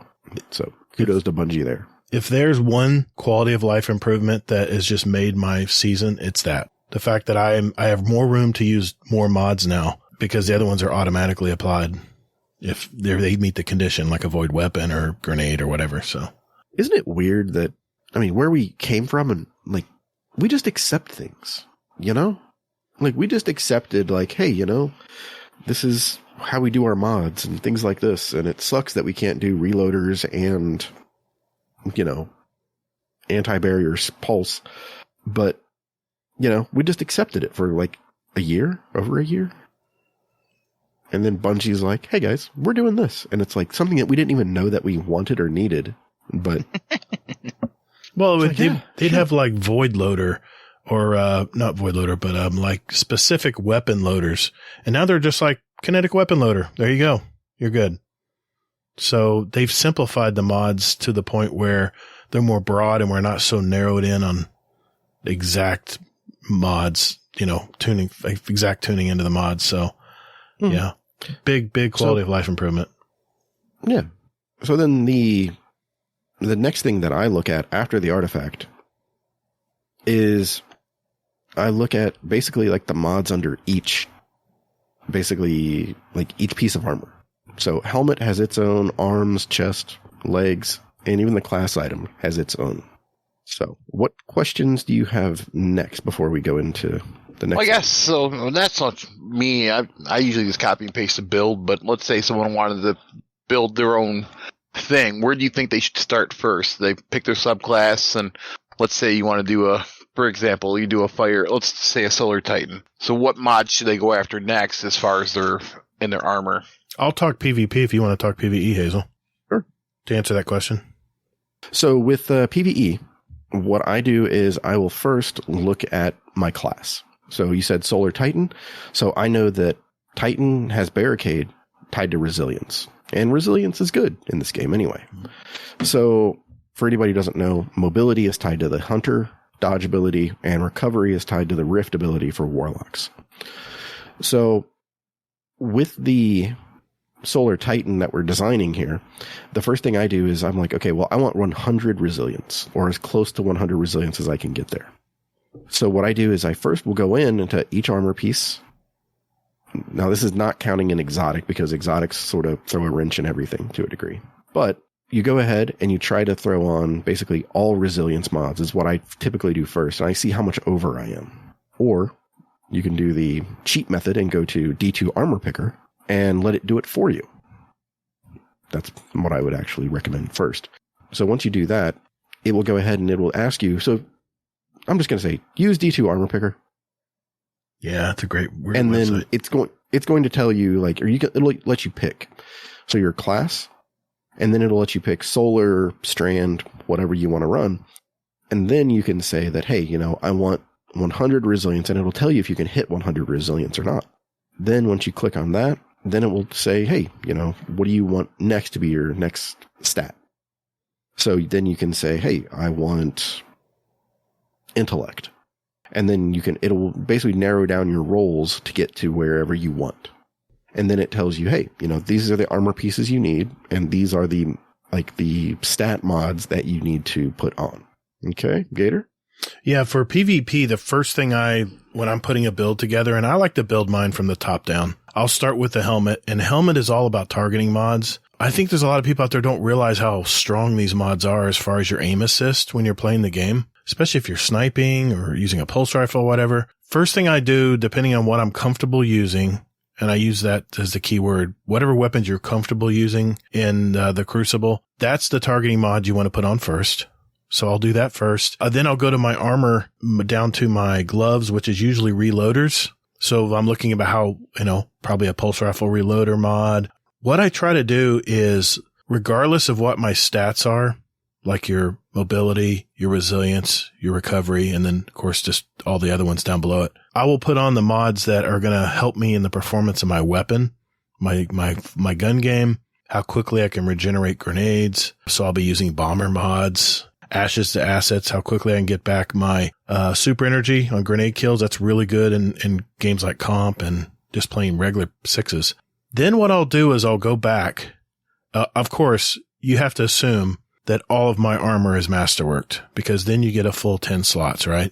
But not everybody has masterworked armor. I understand, but that would be my first goal, is to masterwork your armor. I know it's expensive for exotics, especially whatever exotic you decide to use. For me, it's the Astrocyte Verse helmet, because I love to blink, especially those shotgunners running at me. And so that's going to cost 3 Ascendant shards at the end there. For an exotic. For an exotic, yes. And it's only 1 for legendary armor. So it'll tell you exactly what you need to do. But my first rule would be for Crucible is try to masterwork all your armor, because your stats are going to be so important when you're fighting another human being on the other end of the stick. So once I apply the mods, like your targeting mods on your helmet, your reloader mods, or grenade mods on your arms. What's nice too is a lot of these armor mods are shareable now, where they didn't used to be, but a lot of them are shareable. Like a lot of your grenade mods, your void resistance mods, your concussive dampener mods. I have a PvE set up right now, so I'm not looking at my Crucible, but stuff like that is what I add first to my gear. Boots are the surges, stacks on stacks. Yes. They have the better already type things, the recuperation, where if you get orbs, they do different things for you. Yep. Then they also have the holsters in there. Yeah, I've played with those a little bit in Crucible. They're not quite fast enough for me, because you have to stack quite a few of them to get it to be like an auto-loading mod, like on a gun. Mm-hmm. But they do help, especially if you have a shotgun or something that you don't pull out all the time. Maybe in a last-minute situation, it's good for that. But for your primary weapons, it just hasn't. Play around with it and see, is what I would say. But yeah, everything in Crucible is based on your charged up, because you pick up an orb of light. Everything right now is based on an orb, right? And depending on if you pick up if you pick up an orb and you kill something with a void weapon, it'll leave the void leech behind that you can grab, and that degrades a little bit. But in Crucible, some of the things that you would use in PvE to buff yourself will not work in Crucible. So what I would suggest doing is, once you get your targeting mods, your reloader mods, grenade mods, your things of that sort, then the next step I would go is then look at your stats on your armor. You want to try to reach at least a 7 on your resilience, generally for any character, because hand cannons hurt when they hit you. And having a 7 resilience seems to be that magic number. You can probably get a little more with 8. 10 is ideal, but what I start to do is I look and start building my stats. And the one thing about stats is you want them to end in a 0. In other words, you want them 10 stacks at a time. If you have, say on one of your characters, you have 75 resilience, Bungie doesn't round up. They round down. So that means you have a tier 7 resilience. So what you want to do is use maybe one of your half resilience mods that'll push you up to 80. Then you'll have tier 8. So That's what I do after I put the targeting mods and everything is I start building my stats where it's ideal for Crucible. And that depends on your play style. I like to strafe a lot. So I like a lot of mobility for a Warlock. And I know I know I'm the weird one. That's not very favorable. People go for, your recovery and your resilience, but I like to be able to strafe fast back and forth. And I like gunfights. So like I said, it depends on your play style. But that's what I do. And then finally, it's your orbs of light, creating orbs of light or what happens when you run over orbs of light. That would be the third thing I would apply in Crucible. I know that was confusing as hell, but that's how I picture it in my mind when I'm putting a build together, and I build it top to bottom. Or you can just go to True Vanguard's channel and he'll give you the dim link and you can just download it. I think a lot of the content creators out there, majority of them drop their dim link for the build they're doing. Yeah. And there's so many out there, but at what point do you think someone should actually invest in masterworking their armor? At what point do you think they should? I think, honestly, masterworking your armor should be like the last thing you ever Really? do. Okay. I mean, but PvP is different. Well, it's all about your stats because once you masterwork an armor, you get +2 to all of your attributes. So that's a big jump. It is. It's a huge jump. But you're right. In PvE, it's not as important. I mean, it's not, especially with the mods the way they are right now with the, they only cost 1. Right. So, I mean, you can get it to tier 7, I think. I think maybe 8. Let me do this on the fly here. I'm going to sync some currency here. Okay, there's 3 is legendary shards, 4 is legendary shards, 5 and 6 are enhancement cores. 7 is a enhancement prism.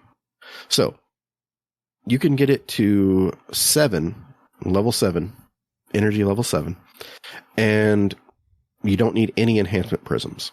And I'll be honest, right now in the state of the game, I would probably say that 7 or 6 slots right now, 7 slots is perfect. I don't think you need more. I mean, you can do more, obviously, but it's not necessary. Like me having over 100 pieces of, masterworked armor is just excessive. You think? I mean, yeah, maybe. It's a flex. That's all it is. It is very much a flex because I don't have that. Yeah, I'm pretty sure I almost have 100 pieces. Yeah, over 100 pieces. I'll just tell you right now, I have probably 35, maybe more, including exotics. I don't know how much I have, to be honest with you. I could look it up in dim. You just look for masterwork, right? Yep. Yeah, I have 138 pieces of masterworked armor per dim. Nice. All right. But that's across all 3 characters for the most part. But a majority of those are on my Titan. So going back to PvE stuff. So I'm kind of making an adjustment is I would say look at your armor first, your exotic piece that you want to use. So if you're using solar, you probably are going to use Lorelei. Or, I would probably say Lorelei. That's usually the go-to. Yeah, for solar Titan. There's also, Phoenix Cradle is good, where basically you can give your solar restoration and sunspots for your allies too. That's pretty cool. So find your exotic piece that you want to use. And then that's when you go ahead and then you go to D2 Armor Picker. You go ahead, pick your stats from there using that piece of armor, and then it will tell you what to do from there. And then depending on what you want to do, so like Rodimus said, Solar Titan, what I would say is I would utilize the artifact mod. So I would do the firebolt grenades, and on your arms, there are grenade mods there, and also melee mods. So you could do bolstering detonation, where so I'm assuming Lorelei. So you can use bolstering detonation, which grants class ability energy when you use your causing damage with your grenade. So you figure you're using firebolt grenade, you get 2 of those, you throw those out, or 1 of them out, and it's going to go ahead, it's going to scorch something and burn something. It's going to give you class energy ability, or class ability energy, and then that's going to help you with if you get low on damage or on your health. And then it will go ahead and basically proc the Lorelei, so it triggers restoration for you. So you figure you're throwing grenades, burning stuff, and it's feeding your class ability. Then you've got grenade kickstarts, where basically if you throw your grenade, now I wouldn't use grenade kickstarts with the firebolt grenades, because you have to throw both grenades in order to get this to proc. But there's firepower, where if you throw your grenade and it causes a final blow, you'll create an orb of power. So now here's where shit can get crazy, because you can put a build together. I'm doing this on the fly here. I kind of actually want to try this shit out now. So you can set us up so that you're using the artifact mod with the firebolt grenades. Use firepower. So you're going to go ahead and create orbs of power. And you're going to use the solar surge mod on the artifact mod. So whenever you create a fire sprite, it's going to give you basically an orb of power kind of thing. So you're going to be able to collect that to get an armor charge. You're going to put on the mod for your armor charge where you can collect an orb. It gives you an armor charge. So like Font of Focus. And that's going to boost your grenade ability. And then you have surges that you can do. And those are on your legs. So you could do solar surge. So that means that it's going to cause more damage with the grenades, as long as you have an armor charge. And the one mod that is like intrinsic, or that you really do need to put on to these, is Reaper. Or I'm sorry. Well, there's Reaper and Time Dilation. So Reaper is whenever you use your class ability, the next kill that you do will cause an orb of power. And then Time Dilation is pretty much the must-have mod, where basically your decaying armor charge lasts longer. And that's on your class ability, your class item. So that's what build was that for? Is that what your general PvE build? No. Just in general. Rodimus was just asking, like, he wants to do a solar build. Like an all around. Yeah. Well, I mean, kind of all around. What would you? Yeah, I was just going to ask you, what would you use that for?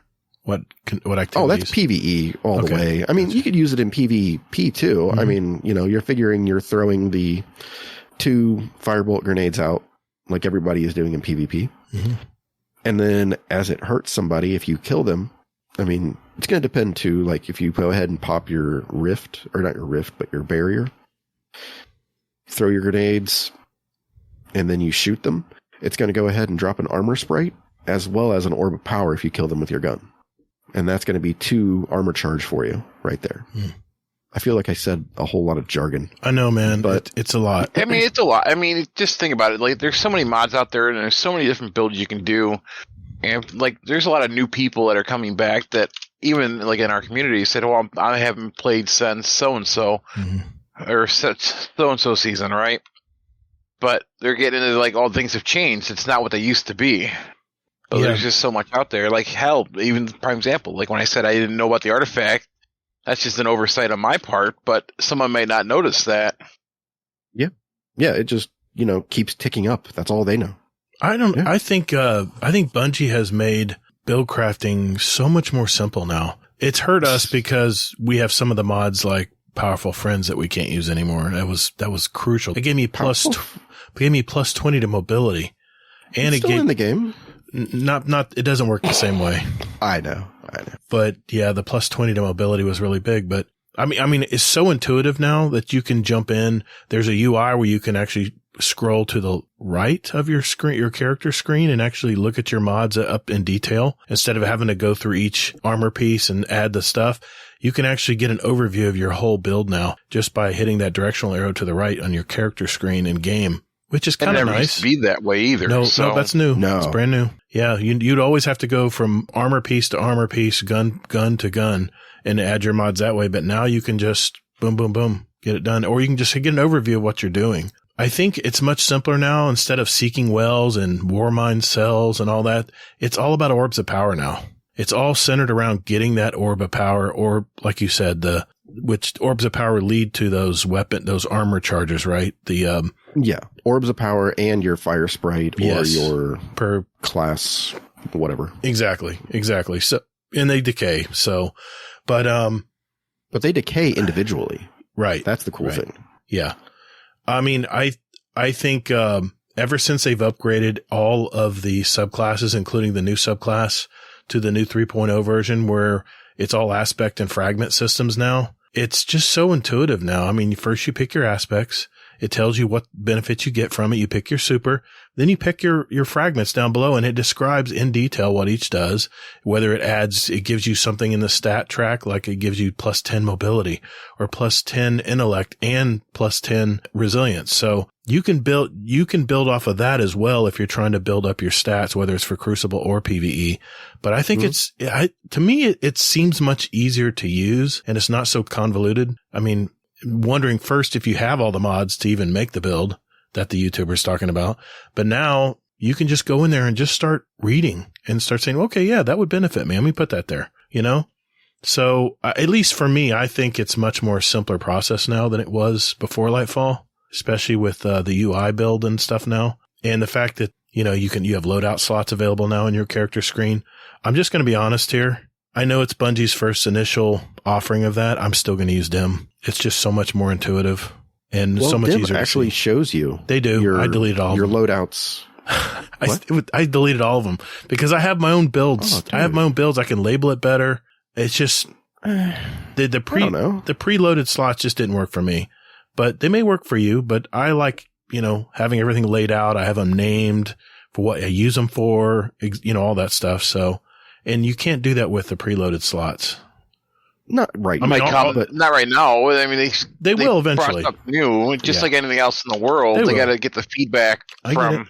That's why I said I know it's their initial offering, so that's why I wasn't, jumping on it too heavily here. But yeah, I mean, I like how simpler the process is. You're not on Twitter, are you? Like sending death threats to people, and yeah, exactly, because you don't like what's going on. Yeah. You know what my question is, though? I wonder if Bungie's going to add more sophisticated mods in the next seasons or expansion. Or do you think this is it? What do you think? What do you mean? I mean, do you think they're going to add more sophisticated mods for maybe the more established player, like Powerful Friends, or, where they can add stats and stuff if a condition is met? I just don't know. Is this the system and this is it? Or do you think in next seasons and maybe even the next expansion that they'll keep adding more mods because there's a lot more mods now. There's a lot more newer kinds of mods, but I'm just curious if they're going to add to that, or is this the system? What do you guys think? It's hard to tell.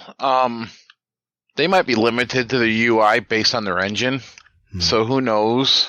I mean, if they want to get really, really interesting in builds, they might have to update their engine to do so, but we'll never know. As a consumer, we'll never be able to tell. True. You agree, Hazel? I don't think that they are going to make anything more complicated. Okay. That's what I want to know.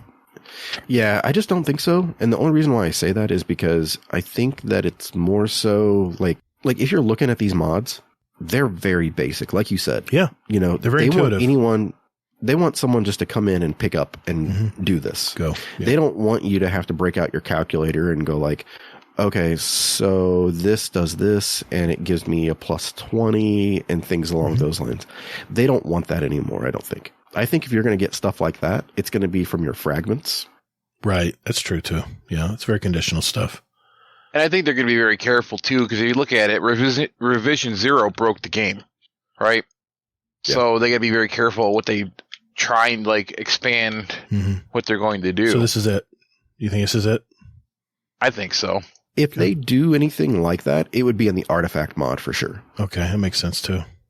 That's obvious because they're going to change it season to season. Yeah. So Rodimus, do you have any other what do you think about Gator's take on PvP and my take on PvE? I think it's going to help some people. I understood it. Okay. In the reality of things, like for me, my time is very limited right now with everything going on in my life and work and whatnot and the summer. But if someone wanted to dive in and actually try and build something, it might give them a good head start where they can start at, right? Instead of have to go watch that 20-minute video on a content creator, if they want to start doing their own thing, or they want to start playing around with a build that someone else might not beat at it. But there's just so much information out there in this game still that I think some people don't know at all. Yeah. No, I mean, you're definitely right. I mean, shit, I did a RON today with LFG teams. And you know what we did? We had it so that two people started at Nezi, that two people started in each, darkness and light well or whatever it is, where the ball is. And then each person, like the second person, crossed and created a refuge Yes. Like right away. We use that method too. So that way we were covered for whichever one. And I was just like, well, I mean, I guess this works, but I was like, why can't we just shoot the shit on the dude? And, you know. I guess it depends on your makeup of your group too. I mean, if you get a raid group that you're with like the entire time, you guys are going to probably try something new to try and speed up and get more done or try and get more damage out of it. Right? Because if you think about it, the longer you're in a fight, the more chance you have to die. I got to admit, that was a quality of life for me because I was running the light side beacons, connecting the beacons, and the fact that I could run a few extra ones while the person who had the light buff already, I just had to get, and sometimes I would activate the light buff when I knew he was going to, explode or whatever. And I was covered even though everyone else was in the other pool, getting buffed by the light. So it was nice to have that method, but it was good. It made my life a little easier trying to get that completed so we can do DPS on them. Nezzy at the end. Nice. But do you think they're going to change their mod system, or you think this is going to be it going forward? I think Hazel's correct. I think Hazel's going to be it. I think they're going to change it via the seasonal artifact. That makes sense. I don't have time to go on Reddit and Twitter and see what everyone's complaining or bitching about. Don't worry, they're always complaining about something, and it's always something different every week. Pick your poison, right? I get enough of it at work. I don't need to read it. Yeah. So I think they'll use the artifacts to do that, to make things a little more. And like Hazel said, the fragments, those are very conditional. And you notice they added more fragments this season for our regular 3.0 subclasses. So maybe they continue to do that next season as well. I don't know if they've mentioned that or not, but who knows? That may be how they're adding new to Strand, but right. You never know with Bungie. I mean, they're always working some angle. I mean, they're always doing something. Yep, so it wouldn't surprise me. Someone will try and break the game again. There's a lot going on. I'm thinking of all the mechanics and systems going on in the game right now. I'd hate to even see the code on this. Yeah, it's that damn closeted hunter that, he's like pretending to be a Titan. And he's just like, oh, yeah, right. Yeah, fuck hunters, right? And then he's like, hey, I'm going to put in Star Eater scales with like a 600% damage increase. And nobody will know. I appreciate the hell out of that person. I really, truly do. Yeah.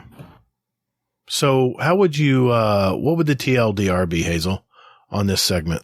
Ask for help.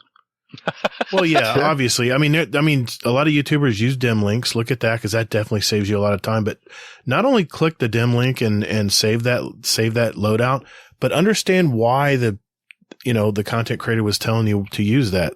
Go through and look at all the individual mods and how you can see the synergy, how everything is put together.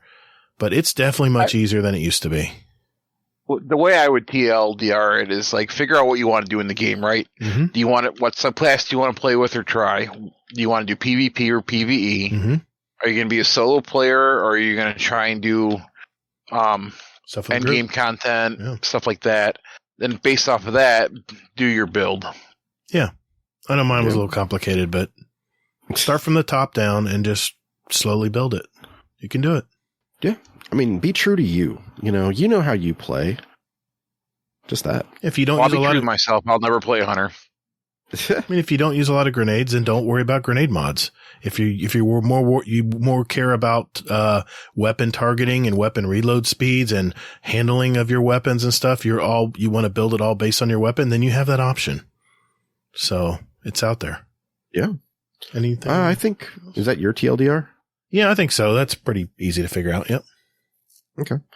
I would say my TLDR is kind of like what I said, is just be true to yourself. You know how you play. So, look at what you like using. Hammer alert. What? Yeah, I haven't clicked on it yet. I'm scared to.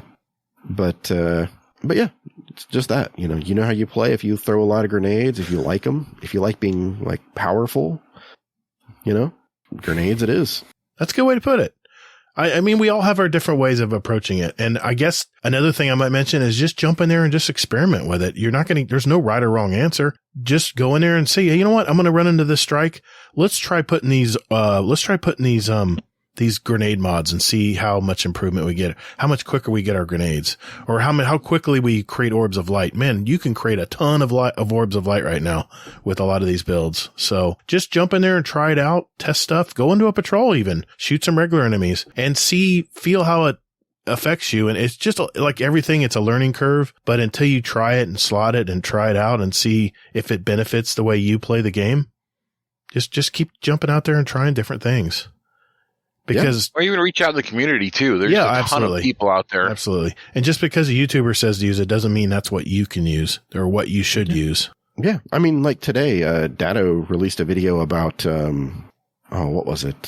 Stasis for Warlocks and Osmiomancy. And he basically came out and said, he's like, just put this on, put on whatever mods you like using, whatever aspect you want to use, whatever fragment you want to use, and go to town. He's like, this is the most versatile build in Destiny. Any other questions, Rodimus? You good? That's all I got. I mean, it was just more of a show topic than anything else. I'm just being lazy and not wanting to do any reading. You had some good topics. I liked your topics. Like I said, I might even make some videos on some of those ideas. So we'll have to see. Just a quick note. So I just went into the 1530 Lost Sector with this build that I threw together, Rodimus, with the firebolt grenades. I just cleared a whole room with one grenade. Nice. I'm like, this, I need to throwing a grenade, and because every kill gives me a fire sprite, and fire sprite feeds my surge and feeds my grenade. So yeah, it's a little broken. Yeah. Especially because you can tag like 4 enemies at a time from one fire sprite, and then it burns, and then it just blows up everything. It's not so much a mod question, but it's just a side note. What do you guys feel like with Strand, how you can just pretty much stun every champion no matter what? You won't really need to carry the weapons you need. How do you feel about that? I was just telling Hazel. And should not be changed in any way, shape, or form.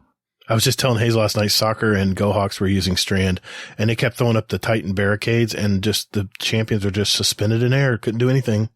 Yep. Like, okay, I'll hit this with a rocket and kill it. It's pretty strong right now, I gotta admit. Shh. I mean, it's nothing to see here. Move along. Yeah, that's what I meant to say. All right. Well, thank you, Rodimus, for the questions. Thank you for the idea. No problem. And that means we got questions from our community. We will do that. That's up next. We'll be right back.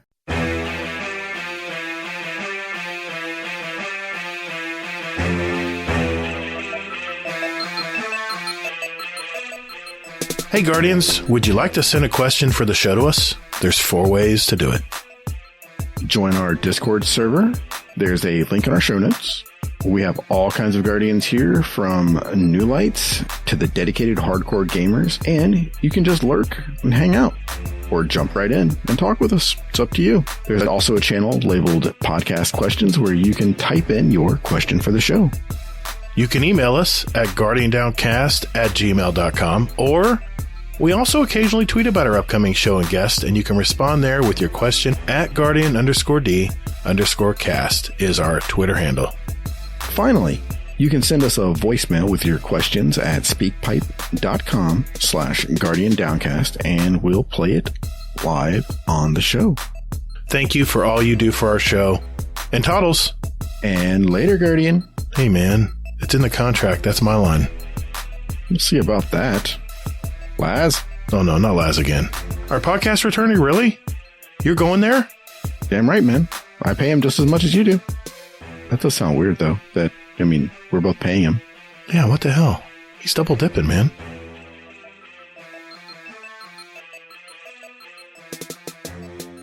All right, boys and girls, it's that time of our show where we answer questions from you. Yeah, I see you back there eating the chips. Yeah, you.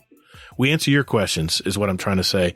And we're going to start out with, and by the way, Hazel was just dying. I mean, he's a trooper, man. He stuck through 3/4 of the show, sick as a dog. So thanks, Hazel, for sticking in her tonight.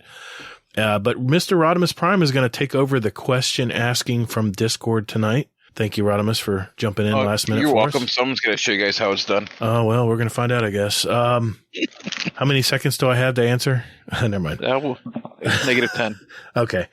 All right. I'm going to start out with a speak pipe here. And this is from one of our newer members. This is John the Bounty Hunter. We'll just let it play here. Hey, Todd. Hey, Hazel. John the Bounty Hunter here. I have been playing Destiny for less than a year, started last September. And I'm new to the Discord, relatively. I've been here a month or so. And new to the clan, GDC3 represent. So I appreciate you guys taking me in and letting me be a part of what you do here. It's a great community, and I'm really enjoying myself. I have a serious question, though. Thought you guys might be able to shed some information on it for me or help me out on it. Shaders. I'm a shader collector. And every time I have an opportunity to buy a shader, either from A1 or from the Eververse store, or sometimes they drop in game, I'm really happy. Took me a long time to find any shaders with red and gold in them because I'm an Iron Man fan. I'm trying to recreate that red and gold Iron Man look. And I've got a few now, and I love them, and I'm trying to apply them to everything. But every time I go into my shaders, there's like 7 or 8 pages of shaders, and it's a hassle to find the one you're looking for sometimes.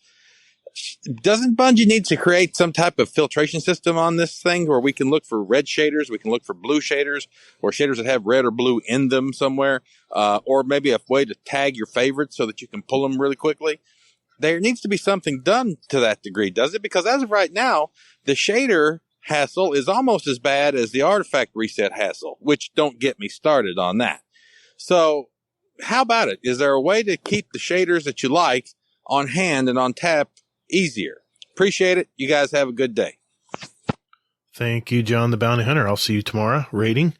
What do you think? What do you think, Rodimus? As a very known Titan master of the drip, it would be nice to be able to filter through those. But as far as that, I usually don't really care. I'll spend hours just redecorating my Titan. It would be nice. I'm sure there might be a command in dim, but I don't really use dim. So, but if you're looking for your gold and red, House of Mirian is a good one. So that's all I got. Yeah, this has been talked about before, that it's one of those quality of life things that Bungie really needs to do, because I have almost all the shaders. I don't have all of them, but I have most of them. And trying to find that Halloween shader, it's a lot of scrolling, and the names aren't listed until you actually click on it. So, or, scroll over it. So it'd be kind of nice if we can actually either have a search where we're searching for a certain shader, or I don't know how they would filter it. I guess by how old the shader is, if it's a newer shader from the season versus an older. Maybe by seasons would be helpful, but yeah. Or have it like they already have a season, they have a season emblem in the upper left-hand corner, I believe. Are you in game right now? Can you see that? I am, yes. There are season emblem. It looks like it's on by the season. Okay, good. Yeah. And I think, is there any way of sorting it? Do you see any way of sorting it? I didn't think so. There's no way of sorting it. It's been requested by a lot of the Destiny community, and maybe, hopefully Destiny will have time to insert some time into that, because, it's well needed. I am a warlock, and I like my drip. I'm very cognizant of putting my outfits together and my builds and my armor. So yeah, absolutely. It's important to me. So I get you, man. I get you. I have my favorite shaders that are go-to for me, but 9 times out of 10, my daughter dresses my Titan. So I use Skelligal, which is from the Halloween event, and it just looks so good on a warlock build, on a warlock set. So that's what I'm using currently, but I usually have a theme. Every season I'll change it up and go with a different color theme. So yeah. And you don't always have to use the same shader all across, because a lot of the armor pieces, especially the exotics, take shaders differently. And sometimes you might have to play around and tweak with it a little bit. So yeah, we're with you, man. We're with you. All right, Rodimus, let's dive in, man.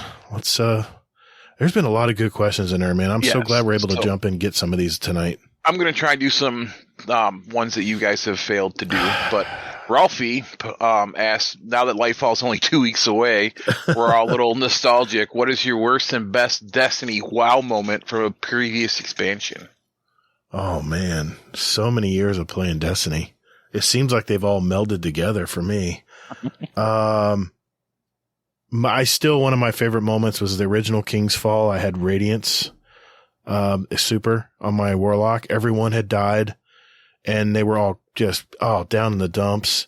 And I had it. I was just waiting for the last second to do it, just to surprise everyone. And then of course I used Radiance and came to life. And back then you didn't have tokens. You just rezzed everybody. And, that was gotta be one of my favorite moments. And I was the hero that night. Saved us a good amount of time. What about you, Rodimus? I have a couple things. I was PvPing early, and I just at one point just got lucky, and I just mowed through like the entire team without having a super, with just throwing a shield dash and a shield throw. But my favorite moment so far is like King's Fall. Orcs coming up is pretty a wow factor at the end of that raid. Oh, absolutely.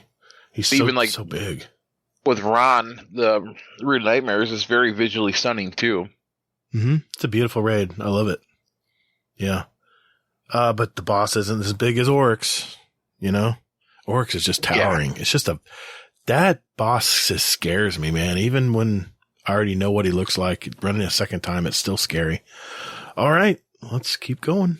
Are you deleting him as you go? Yes, of course I am. I figured you would be. We got one here from Lord Kenwa. Okay. Question for the show. What style of animation do you want to see Destiny TV series made in? Ooh. Some examples are Star Wars The Clone Wars, Spider-Man Into the Spider-Verse, Cyberpunk Edge Runners, or would you prefer they film it with real people? Oh, live action. Okay. What do you think, Rodimus? I'll tell you mine. It's Spider-Verse. I think live action. Yeah. Well, I like the Edge Runners. That was pretty good. Yeah. I've not watched the Clone Wars, but I don't think they could pull off a live action Destiny, to be honest with you. I think it'd be very heavy in the budget. Yeah, not only that, but we have such fixations of what everyone's supposed to look like, and that's going to be hard to match up in character in casting, Newsflash, you can't cast the Vala with anyone else but Lance Reddick, and that's not going to happen. So exactly, and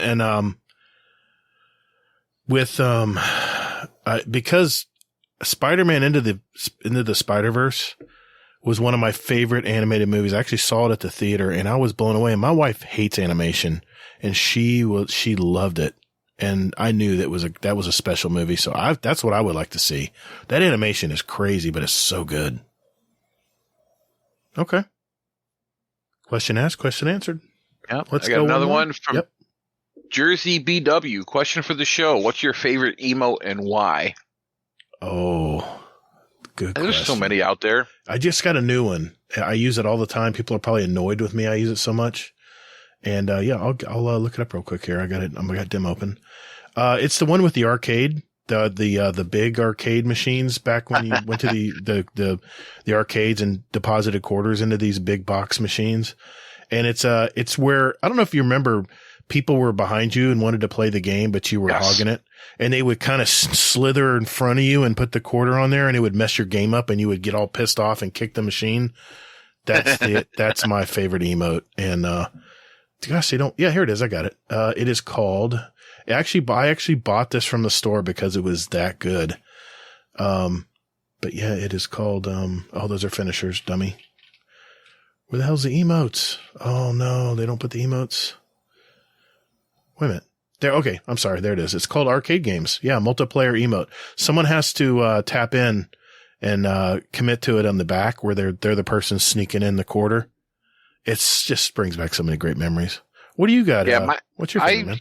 I like my Galloping Knight from Mighty Python. Yeah. That would be a close second for me. That's a good one too. Then Disallowed Banner, where you put pretty much the raid banner down, but it's a big zero with the cross through it for no. Mm-hmm. Yeah, those are my favorites. Unbridled Enthusiasm, which I heard this was based on an actual Destiny employee, developer employee. It's where he is like pretending like he's putting motes in, and he's clicking his fingers, and he's shooting waves out of his fingers. He's got green glasses on, like a mustache glass face.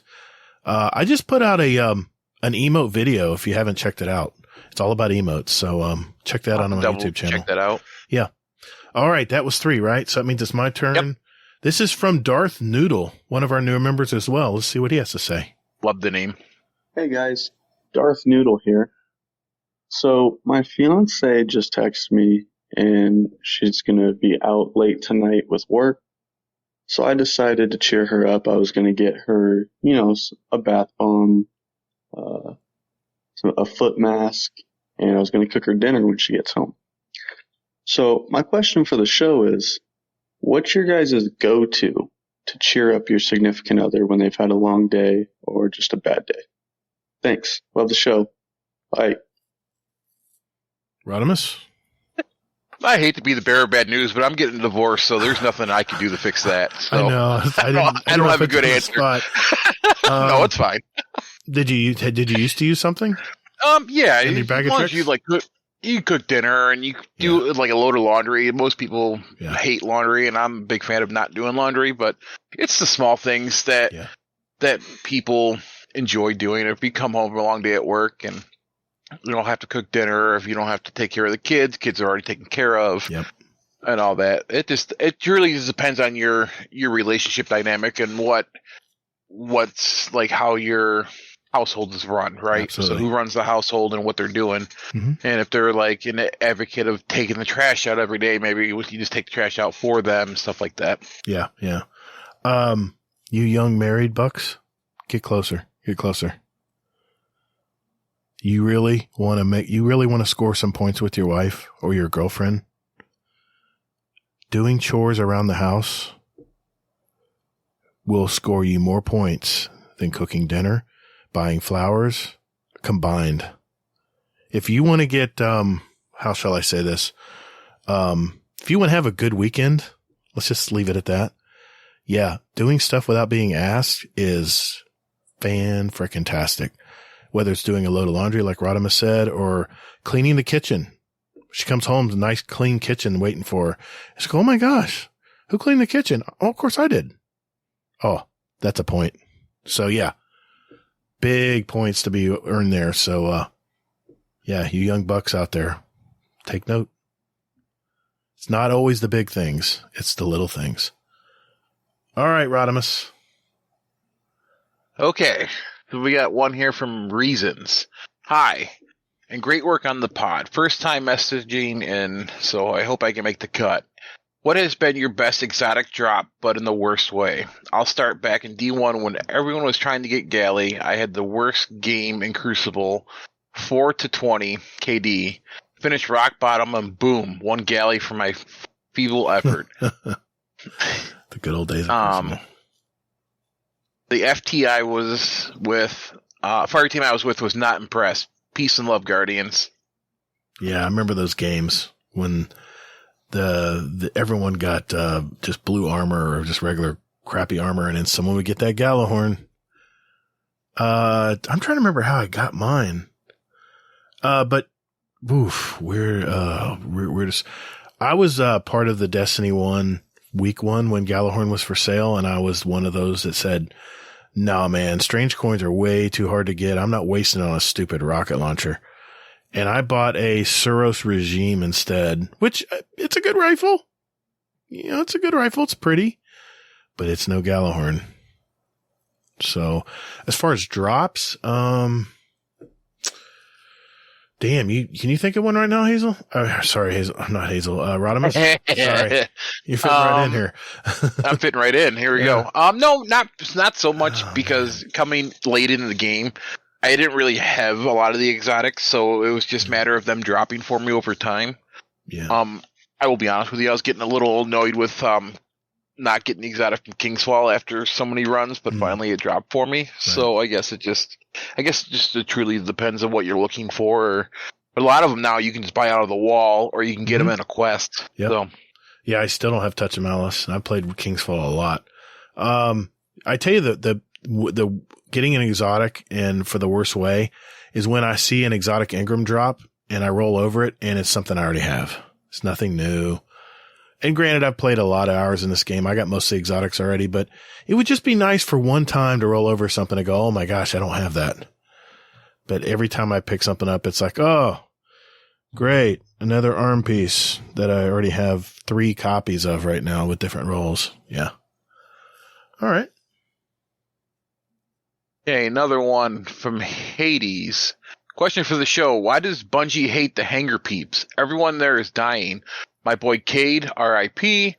Lashkami, and now Holiday. Someone go protect Saint. Then someone followed up and said Saint's already died. Oh. See, I like Lakshmi. I loved her. I was a big Feature World Cult fan.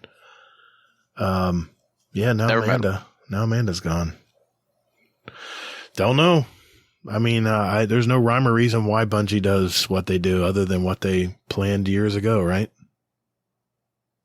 Yeah, who knows? I mean, there's probably the big board that they are going off of, just like any other show or any book out there. Yep. There's a script somewhere. Okay. Let's see here. I'm trying to get some new people.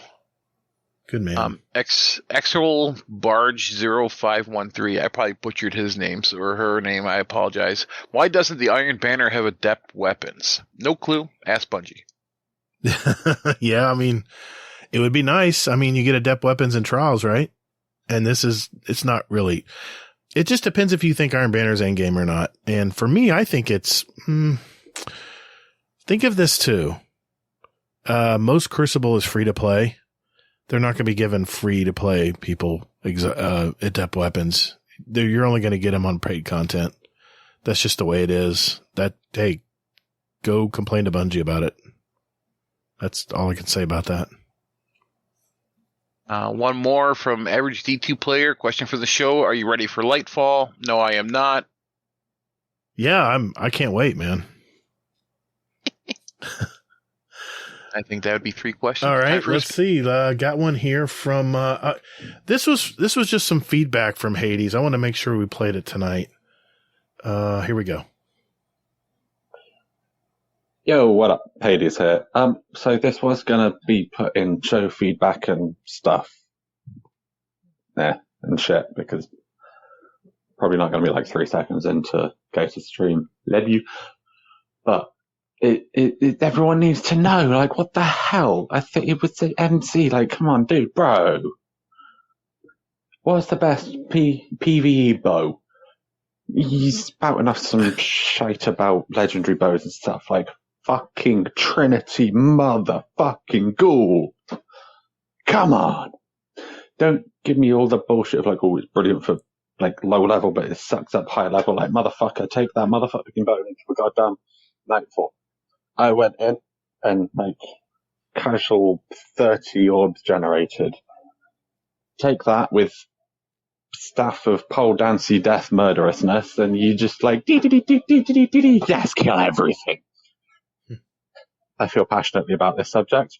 This bow is my favorite bow for PvE. It's brilliant. It's amazing. And everyone should try it. Obviously, with the catalyst, without the catalyst, it's just kind of badass. With the catalyst, it is amazing. Yeah. That was enough said, I think. Don't diss my boy Trinity, okay? That bow is brilliant. Love the show. Love you both. Try it and you'll see. Have a good one. Bye! All right, Hades. Now, don't take this the wrong way. I mean, don't take this as, well, don't let this go to your head, okay? I actually agree with you. I love Trinity Ghoul. It's the lightning bolt of kill everything, you know? And it's fun to use, especially if you have the catalyst for it. And don't slight my boy MC Squared. Have you ever been hit by any bow he uses in Crucible? If you haven't, then you really can't talk. So sorry, buddy. But I do agree with your opinion. Anything to add, Rodimus? I actually like the new bow from this season, the reversed Tikus with the stasis bow. Oh, isn't that weird when you have like eight? You have like eight 8 arrows to shoot. That's so cool. Yes, I use that with my stasis warlocks. So I remember when I first used it, I was like, "Whoa, what is this?" I'm slowly unlocking the catalyst for it, so yeah, I'm only at 13%. So yeah, I'm working on it too. All right, it's your turn. You're it. Okay, here we go. This is Florida. This is going to be more towards you. His Highness Prince Riznes. Riznes. I'm just going to say a bunch of letters. Question for the show. Are oranges called oranges because oranges are orange? Or is an orange called orange because oranges are orange? The second one. Next question. Okay. That's like, I don't know what I read there. I think it was meant to be that way. So, but he put it in the Destiny Questions channel. So. Oh, I see. And I said, this is the wrong channel. He's like, then he deleted it. I'm like, no, put it back. It's all right. I'll smack your hand, but we'll still read it. Yeah. Follow up, or another question from him. Question for the show. Any archetype, any damage type? What new exotic weapon would you create, and what would the exotic perks be? So you get to make your own weapon, essentially. Yeah. Exotic weapon. Well, being that I'm a Void Lock, it would have to be Void. I really like the Telesto, even though it's been nerfed to the ground and it can't kill anything now, it seems. How about a scatter gun with void projectiles or something?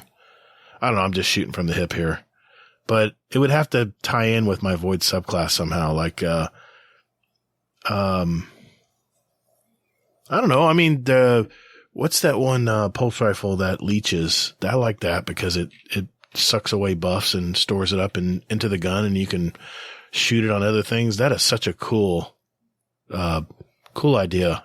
Even though it was so convoluted when it first came out, but I understand the weapon.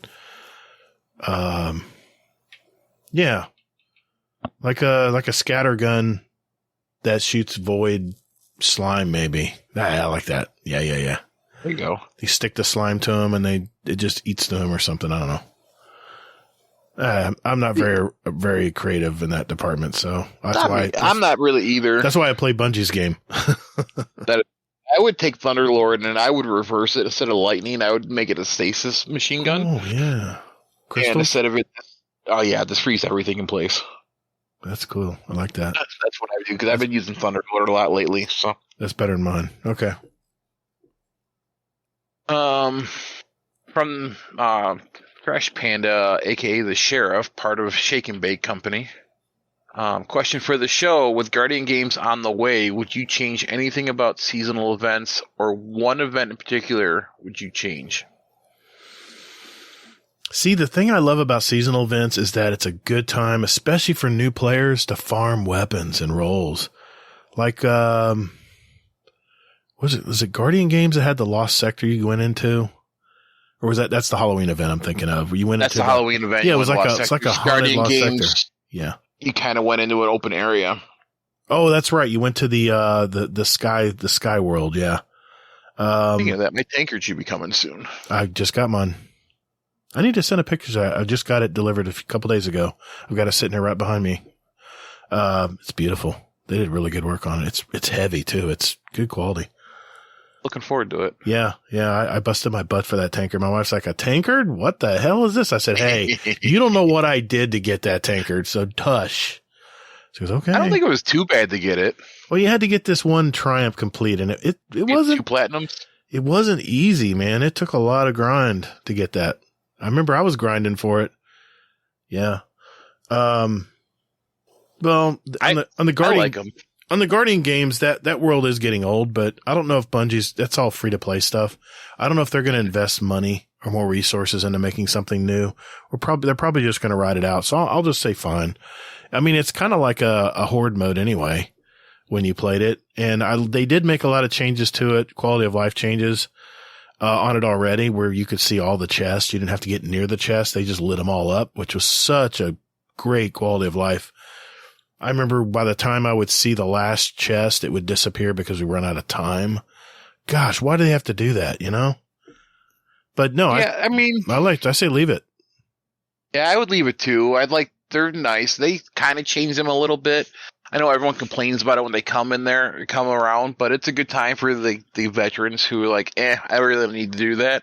They'll go try some new games in the laws. But to me, I enjoy doing the seasonal content with people and people trying to have fun with it and whatnot. It's a good break from what you're doing from the normal grind, you know? And like I said, yes. I made a video about this as well, that the seasonal events are very good for new players because you can get they've offered some decent weapons. I still have some seasonal weapons that I still use. I'm looking at it right now, the Glaciocasm fusion rifle. That it's a high impact fusion, but man, that thing would murder people. It had like almost 100 impact. It was crazy strong. I've got auto rifles from past, events. Right now, the Braytech Werewolf, which you got from the Halloween event, if you have one with even tap the trigger is good, but it's the perk that's really hot in Crucible right now, called Zen Moment. If you have one of those Halloween weapons, Braytech Werewolves with Zen Moment, it is a dart. It just kills everything. So steady. So yeah, that's what the events are for. I mean, that's where you can really take advantage of them. It's all free to play. So if you're not a seasonal content person and you're just jumping in to play for the fun of it, it's a really great break from the usual grind. And it's nice. It's a nice, like, in between stuff, but especially when we're talking about resilience and all that stuff too, Guardian games is a good way to get that armor focused where you need to try and get triple hundreds. Yep. So, and if you made your stats for your class. Why don't you go ahead and do a speak pipe? Because I got a series of questions that are going to be like, there's 5 in a row that kind of tie into each other. Oh, another message from Hades. I wanted to make sure I played this tonight. Here we go. Actually, I'm going to play 2 real quick, okay? Okay. Since we have so many. Here we go. Yo, Hades here. How's it going? This one is less of a question, more of an ad for the Discord than anything. But I wanted to put it out there because you guys are the best. Most of you guys now know that I recently fell out with the wind and the grass. Partially blaming you for that one, Gatr. You told me to touch grass. I did it at 50 miles an hour. Oh. 0 out of 10. Would not recommend. Not doing that one again. But yeah, don't worry. My sense of humor is still intact. But I put it in Discord, just complaining, and I think I had about 10 people telling me, being all like, shit, you all good, everything okay. People asking me still like 4 days down the line, making sure I'm good. It's amazing. I also had Kano, Kato. I don't actually know which one you are. Gator's confused me with that. I'm sorry. It's Kano. Actually saying that he'd post me handlebars because I'd folded mine in half. It's amazing. Anyone thinking about it, just join the Discord. They're brilliant people. They're amazing. And will help you with just about anything in-game and out of game. Just want to chuck it out there to thank you to everyone for everything that you've all said, in case I've missed a few people. I love you both. I love the show. Have a good one. Yeah, Hades is in that Discord every morning. He's one of our UK contingent. And his fiance, Parlor Sprite, is in there as well. Really a highlight of our of my day anyway, when I jump in. Always has a snarky comment for me, which I love. He's he's like the youngin' that likes to pick on the older guy. That's fine. I know where it's coming from. So, thanks, Hades. Rodimus, anything, Dad?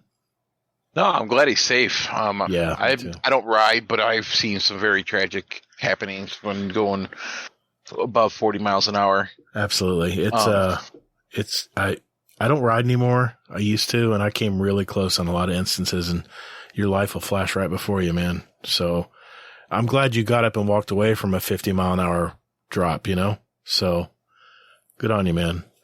It could have been a lot worse. So it could have been a lot worse. Yeah. He even showed one of his house keys was bent in half, like bent 90 degrees. He's like, I don't even know how this happened. I'm like, yeah, that's what happens, man. I got one here from Thing. I don't know what it's about. Let's find out. Hi, it's Thing here. Question for the show. I don't know if this has ever been asked before, but if you could pick any type of Guardian to be in real life, don't really care about the subclass, that's up to you, but the one Guardian you pick, whether it's Hunter, Titan, or Warlock, is the one you're stuck with. Like me personally, I'm a Warlock main in the game, but I would definitely be a Hunter, I think, because let's be honest, they're easily the coolest looking. And I've always been a roguelike kind of player, and that's what I imagine the Hunter to be. So, anyways, just wanted to hear you guys' thoughts on that. All right. Bye. Thanks, Thing. Appreciate the question, buddy. Rodimus, what would you be, man, in real life? Oh, Titan all the way. There's no question. I'm a bigger guy, and no matter what I play, I'm always playing a tank or going out there and just, yeah, I'm just gonna be a Kool-Aid man coming through the wall. So yeah, I can see you just arm barring someone, just like bam, just right across the face. Oh my god! There's a coworker of mine. I always sneak up behind him and give him a bear hug, whether he likes it or not. And he's like, "I knew it was coming." All right, I gotta admit something here. Whenever I play my Warlock, I'm of course a Warlock main. Whenever I play Warlock, I think of myself as Neo in the last part of the Matrix, where he has that long leather jacket, and he flings it open, and there's all these weapons all loaded up inside it. That's what I think of when I'm a Warlock. I don't think of the kilt. I don't think of the Destiny. I don't think any of that. I think of that leather jacket. And there is, on the 30th anniversary edition, the chest piece is exactly that jacket. It's like a dull, but kind of a really authentic looking leather jacket. And it looks just like the one Neo used. And you flip open the jacket and you just have automatic pistols and all kinds of stuff shooting at that bank scene. Never forget it. Yeah, that's what I would be. The only thing I'd have a problem with is that leather jacket's going to get really hot in Florida. So I'd be worried about that, but I guess I'll have to figure that out. Good question, though. Yeah, I don't think we have been asked that before. I don't think I don't remember ever hearing it. So, all right, you got a series of questions. Lay it on me, Rodimus. Yes. So from Raffi, question for the show: Group Troop raid, 2 spots left. Who do you not want in it, and why not? That's so loaded, man. Who do I don't want to be in it? Not answering that question because I don't want to upset anyone. There's 34 people in that clan, that group troop now. Actually, there's more than that. 'Cause there's some people who are not tagged that don't want to be tagged in it. Okay, fair enough. In all fairness, I am part of the group troop, but I got vaccinated, so I don't have to tag anymore. I am also part of the group troop, but I will. I'll just decline to answer that at this time. Yeah. I'm waiting for Hazel to come back and answer it. There we go. Hazel can figure it out later since he's an OG. Yep. Follow up to that question. Question for the show. How many times can you ask the same question, asking for someone who shouldn't be a friend? And that was from Bell replying to Raffi. That whole dynamic is, I don't know if I want to get involved in it. They actually met up in real life with Panda, I think it was. I think they worked together. Yeah. Well, I know they worked together, but I think Trash Panda met up with them. It's a good pick. We'll have to ask Panda how that went. Mm-hmm. Then follow up to that from Raffi at Rodimus Prime. This isn't a Destiny question, is it? Question mark. Yes and no. Then a follow up to that question from Average D2 player at Rodimus. This isn't a Destiny question either, is it? So at least they're answering their questions with questions. Oh my god. Because I'm very adamant, if it's not a question, it's not staying. I think you asked those so you can just permanently delete them. Yes. I figure.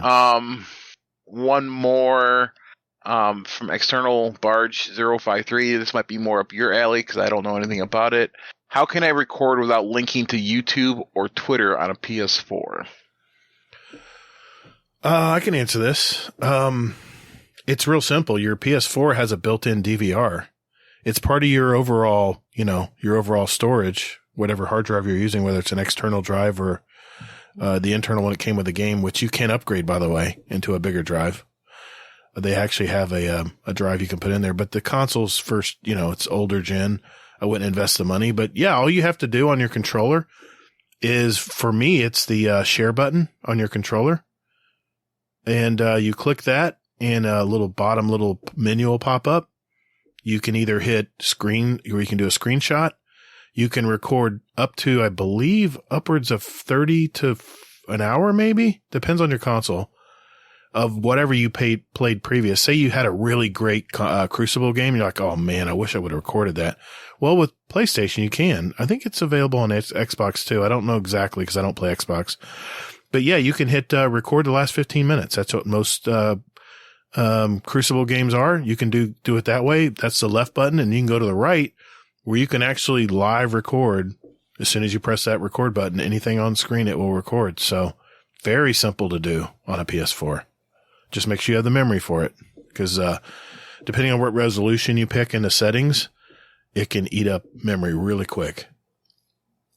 And then say you want to put it on your computer or some other peripheral, put a zip drive into your, or like a Flash drive. Flash drive. Thank you. Put a flash drive in there. This is how I get footage all the time to put in my YouTube videos. And you put everything on the flash drive through your, I'm not looking at my PlayStation right now, but there's a free, software tool in there where you can, even edit, cut and pay, you can crop stuff, whatever. But yeah, you can actually put it on that flash drive and then take it out and put it in your computer and download it into your computer. That's simple. Hope that, helped you. All right, Rodimus. Okay. Question for the show from Moose. You're taking a member of the group troop on a date. Who is it? Where to and why? Oh, it's definitely Panda. That sexy hat and sexy beard. I gotta take Belle. I think Belle would be absolutely hilarious at a bar together. That's who I'm taking. I just think me and Panda would probably get along. He's a Southern boy like me, and me and him sharing a beer somewhere at a restaurant or something, it'd probably be pretty fun. Pretty good conversation. And Belle tells me that he loves me every day when we talk. So well, there you go. Kind of biased about that. Yeah, you got to kind of. Yep. Let's keep going. Question for the show: will you leave Raph and Moose's questions as a permanent cliffhanger? It depends on the question. If it's the same group troop, I'm going to say yes. There you go. Question asked. Question answered. Third. Question from Brittany. Question for the show. Will these questions continue growing until you're forced to do a whole show just answering questions from the group troop? We're working on it, Brittany. We're working on it right now. Question for the show from Nakoa, Jersey. With knowing that's we have Nick, that's Nick, a.k.a. Jersey. Okay, Nico, a.k.a. Jersey? I think it's a.k.a. Jersey. I'm sorry, Nico, a.k.a. Jersey. Yep. Question for the show. Knowing we have one expansion left for D2, should we continue D2 or move on to D3? Fingers crossed. Yeah. What playable race would you like to see added? We've clearly seen other races using light. Yeah, that's a good question. I mean, what do you think, Rodimus? You got any easy take on this? Well, if Destiny 3 comes out, you obviously need to go to Destiny 3 because it's just the right thing to do. I was not part of the Destiny 1 and the Destiny 2 transition, but I would probably play it in Elixir. I think they would be fun. Yeah, I definitely think Elixir, even Hive, or I think any of the races you could use as a character. I'm up for that because these are, I mean, we've all pretty much merged anyway. At least most of us have, and are working together to fight the darkness. I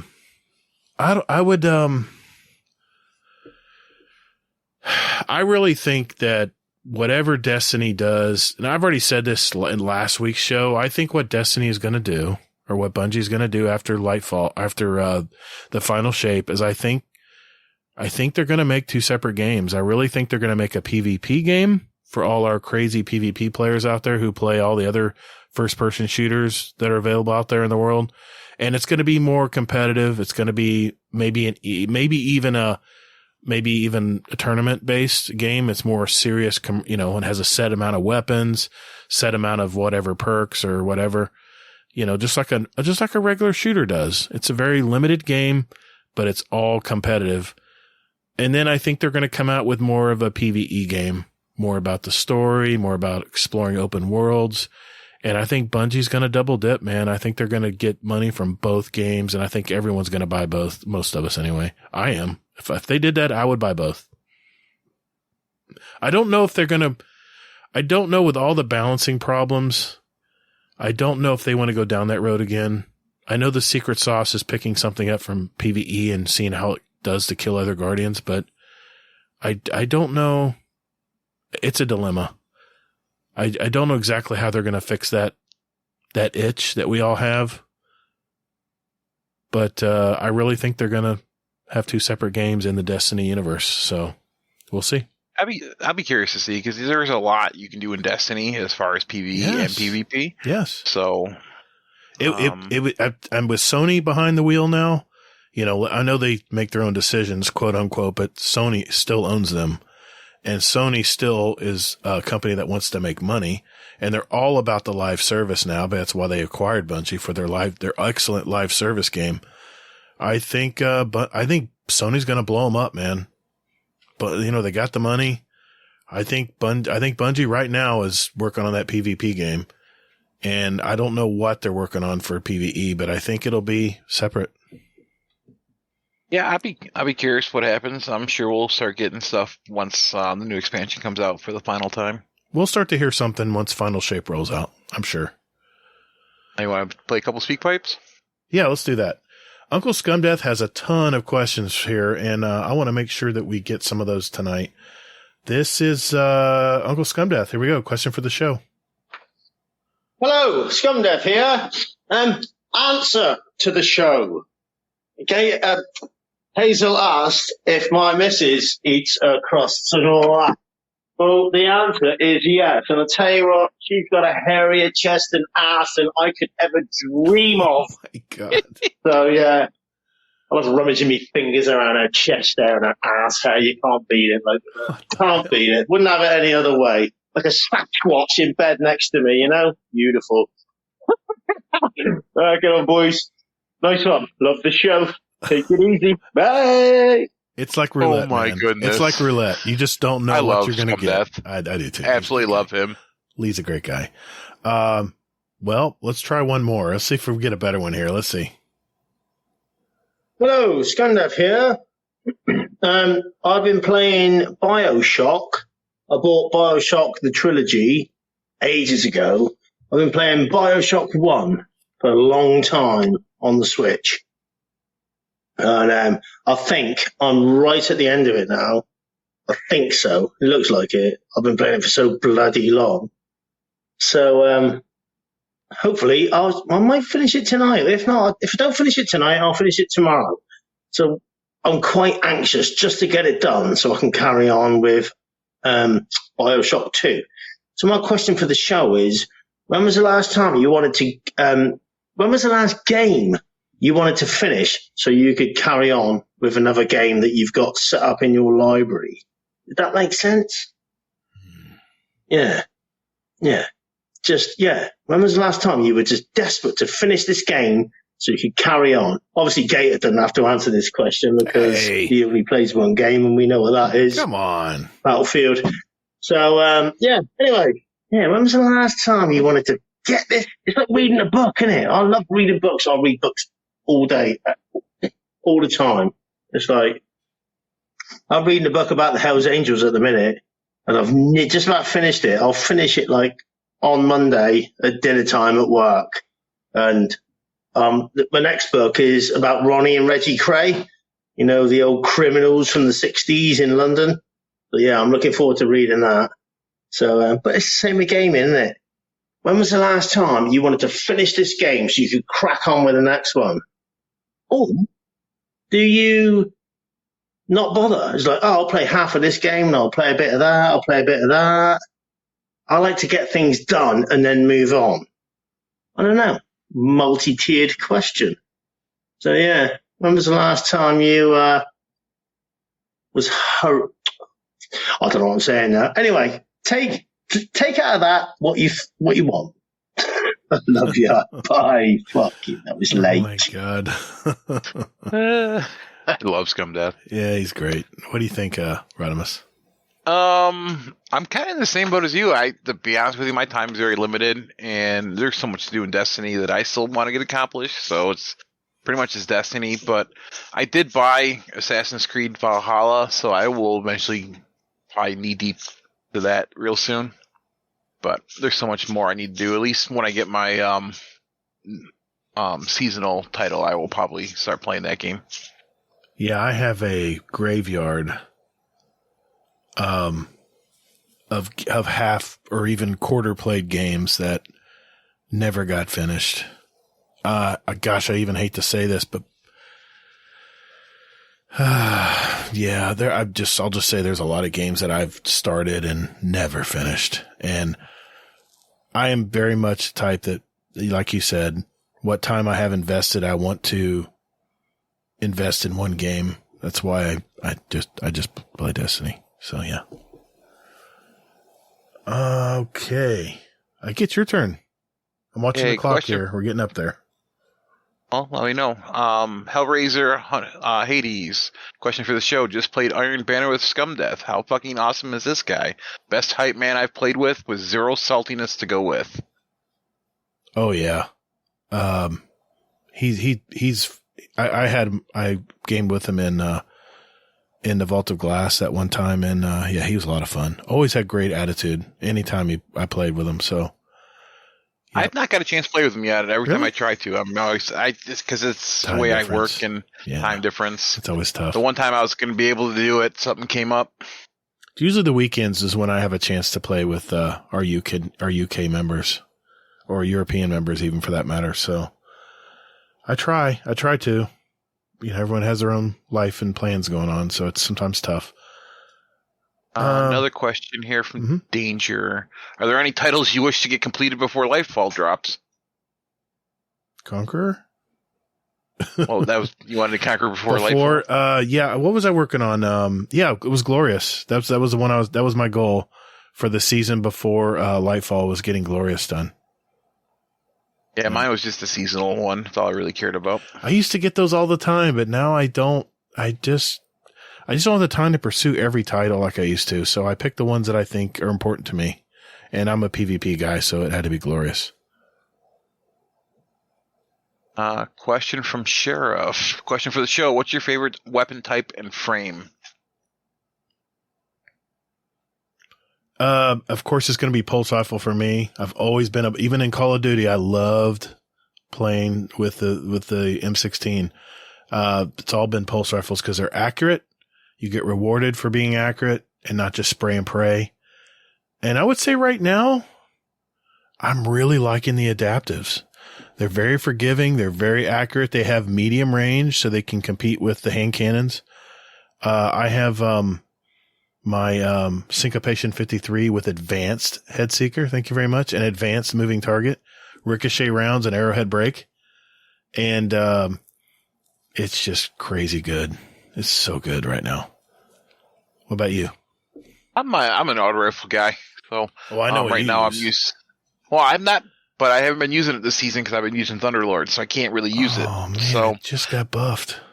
I know, I got to go back to it, but I like Thunderlord a little bit better. But I've been running the seasonal auto rifle, whatever it's called. The Rufus? Oh, seasonal. Oh yeah. The I've got one. Yeah. It's Strand. A slower firing. It's a Strand. Yeah. Yep. It's a good rifle. The 600 RPM. I'm trying to find it here. It is. I've got Dem open, so I can find it here. I only have one of them. I only got one to drop so far. But yeah, it's a fun rifle too, and it's not too bad. Even in Crucible. I'm at level 15 with it right now, trying to get to 17 so I can unlock the improved perks on it. I don't have I don't have it crafted yet. I haven't had, like I said, it's only dropped once for me. And I was crafting the fusion rifle first from this season. I just got that done today. But this is going to kill me until I find it. Hold, please. It is How many kills do you have on your Quicksilver Storm? Just curious. Let me find it. It's on one of my characters. I don't know who's got it currently. Trying to learn Dim as a... Oh, I love Dim. It's great. Oh, I've got it. The Perpetualis.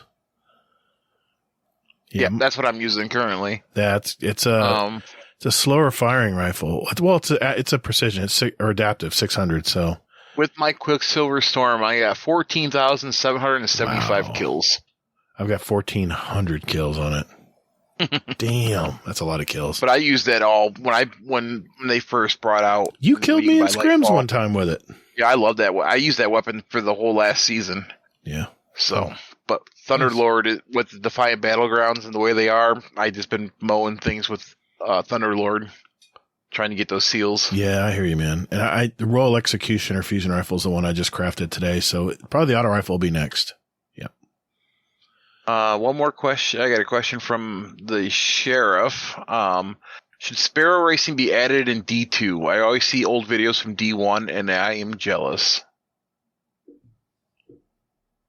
Did you say the question again? Someone Should messaged Sparrow me. Racing be added in D2? I'm always seeing old videos from D1, and I am jealous. See, I love sparrows because I like collecting the horns. I loved all the different horns. But as a general game, it was fun, but it wore off pretty quick for me. I mean, I know it was like a racing game built into the realm of Destiny, but I think it's run its course. Oh boy, I'm going to get hate mail for that one. But I mean, that's what I think. I think it's run its course. I think it was a great novelty back when Destiny 1 came out, and I think its time is run. I think that Bungie has bigger fish to fry right now. How much more time we got? About 10 more minutes. Okay, we got plenty of time. Okay. From Bell, question for the show. If a song played whenever you popped a super of your choice, what song to which super are you choosing? Me, I would pick Titan Burning Mall and Square Hammer by Ghost. It'd have to be Hell's Bells by AC/DC. Oh, there you go. See, for me, the new band that I found, Electric Callboys, I'd be running Techno Train when I'm doing my Strand Super. That makes sense. Very futuristic. Yeah. The EDM? EDM music? Yeah. I got you. I guess I would call more like there's electric so many metal. There's so many kinds of rock and roll right now. Or rock, whatever. Mr. Monkey responded to that. I'll get told off by Rodimus Prime, but Gators would be Nova Bomb and Missing You by the Police. Ooh, that's a good one too. I didn't think of that. It would be Nova Bomb and it would be Hell's Bells. You were close, Mr. Monkey. Hell's Bells. All right, I'm sorry. So I guess Theory is part of the HR department now. I guess so. Question for the show. If you're given the opportunity to write a storyline for a season and pick activities to accompany it, 6-man, Exotic Quest, etc., what would it be? Would you follow the current storyline as it is? Go back and fill any holes in previous stories? Create a diversion in a timeline and start a new story? You have whatever you want. Oof, man. How much time we got? I'll simplify it here. I like how they told the backstory of Amanda, even though before she died. I would like to see that with Ikora. Because, I mean, she's my bae. I mean, she's a warlock. And she threw tons of Nova bombs at Cabal ships. I would like the little flashback of her past in maybe the next season or one of the seasons coming up. I don't think that'll happen. I think there's other areas they're going to focus on, but I would like to see that. 6-man activity? Come on, man. It's always going to be horde mode for me. And put the damn leaderboard in there, Bungie. I guarantee you everyone in this Discord will be playing that horde mode to just try to get on the leaderboard. I'm telling you, we're all competitive gamers, whether we like to say we are or not. The leaderboards drive that friendly competition amongst the Discord and amongst clans. That would be me. I devote at least 30 to 45 minutes a day on that alone. Yeah, I mean, horde mode would be just like anything. It's just killing things, mindless killing, and whoever can get the most kills. I mean, why do you have to sweat all the time? It's just lay back, drink a beer, and kill stuff, and get this number to go up, right? Yes. I know they may have done this in previous Destiny 1 or early Destiny 2, but I would relive Shax's timeline. I think it'd be a good story. Yeah, and that's in the Season of the Haunted, they did a lot of that as far as his past, his relationship with his wife and how that ended up. And Shax, not Zavala. Oh, Shax. I'm sorry. Yes, I know. Lord Shax. That'd Grenades be great for everyone. That'd be great because, the Six Fronts, right? I'd love to see that battle. We would definitely be playing a activity where all you get is a grenade. Okay. That'd be what I would. So Griffball. Okay, gotcha. Pretty much. Gotcha. I miss Griffball. Oh my God. Don't ever play Ninja Muffin. She is good at that game. We were playing something like that on a custom game. I think it was a Destiny 2-1. She was killing us, man. I just started revisiting Red vs. Blue in my free time. Nice. I'm going to finish on a speak pipe from Trash Panda, so maybe a few more. Yep, let's do 5 more. We can get out of here. I believe. Right. Rafi, I'm not answering your group troop trade. 1 spot left. You're getting deleted. 4 times. Question for the show from the sheriff. Should there be a quitter penalty in match-made PvE? And why is the answer yes? I guess you get the quitter penalty when you get for PvP. He's wondering if it should be in PvE. I mean, I would say yes. I mean, on the harder stuff, I would say yes. Things happen in life. I would say a warning first, and then yes. I guess especially like your grandmasters and stuff. If you're looking for group, and because those are pre-made groups. Yeah, but the rest of them, I think they autofill after a certain point, anyways. Yeah, some activities, yeah. Mr. Dead Rabbit, question for the show. With Guardian ranks resetting each season to 6 and us unlocking our loadouts at 7, will our loadouts be erased, locked, or do you think they'll end up keeping them? Maybe a one-time unlock or something like that. Just curious on the other thoughts on it. Well, we know that Bungie's not going to do that now, that they're actually going to list the highest level you achieved the season prior, but you still have to earn. Some of the things are going to reset, but not all of them, like we originally thought. So they've eased that a little bit. But yeah, as far as your loadouts and stuff, I think you should keep them once you unlock them. I don't know how they're going to do it, though. Magic Ball. Yeah. Question for the show from Fluffy Fingers. I've been enjoying your ongoing debate across your podcast and your guest spots on other podcasts when it comes to the raid. No, we'll pass that because he's asking Hazel a question. Okay. Save that for next week. Yep. Average D2 player, question for the show. As we know, one of the requirements for Guardian Rank 11 is to solo the latest dungeon. Do you think that solo activities should be part of Guardian ranks?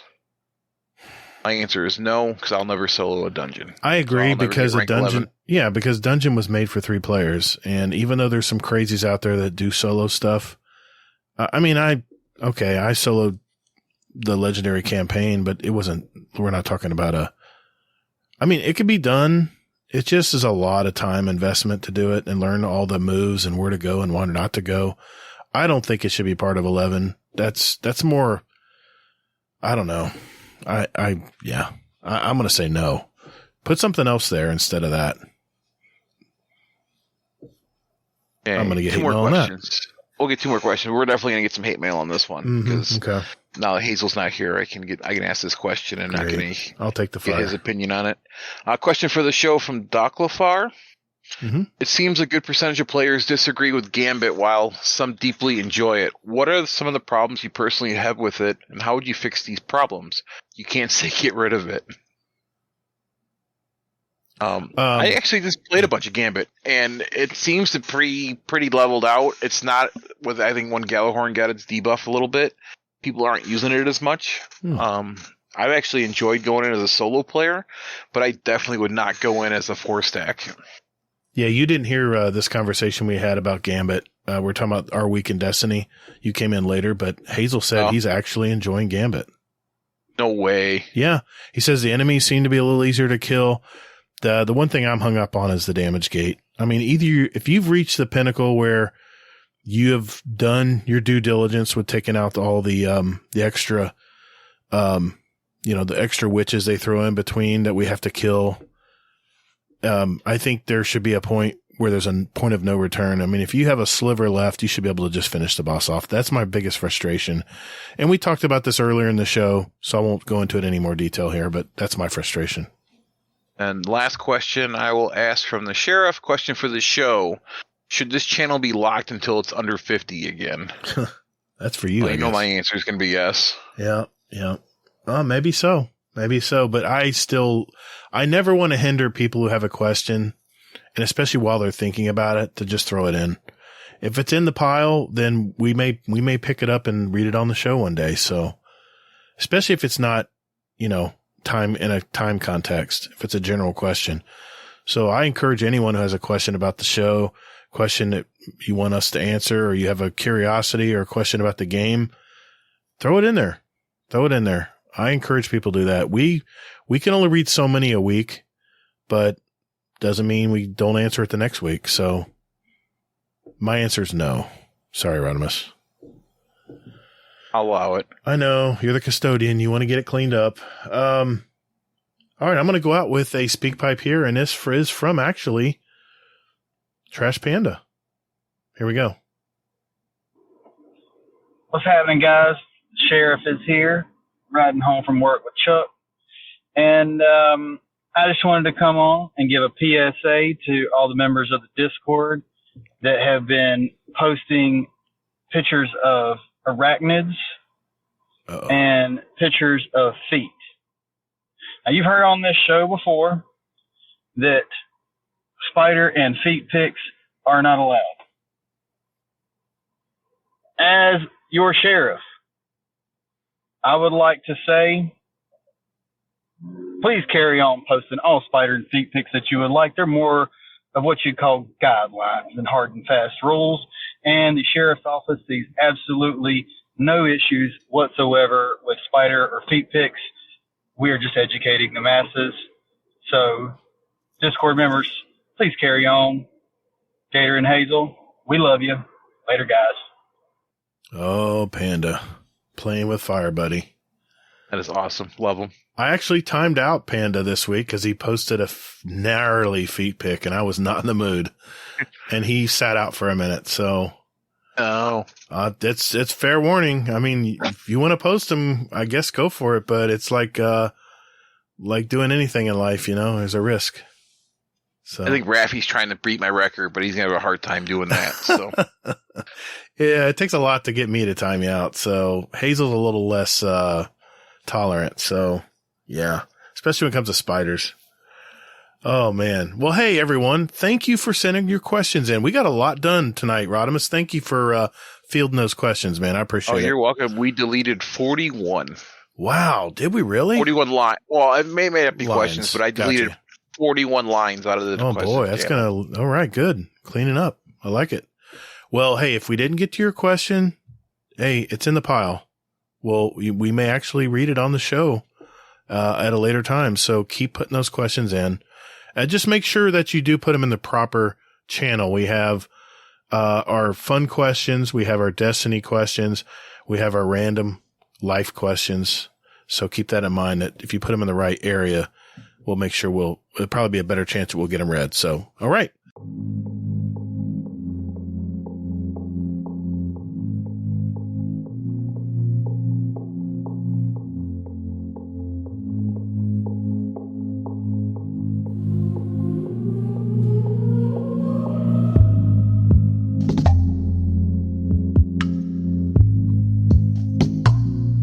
Hey, this is Admiral Nips from Potato Thumbs Podcast. You are listening to Guardian Downcast with two of the most beautiful people in the whole wide world.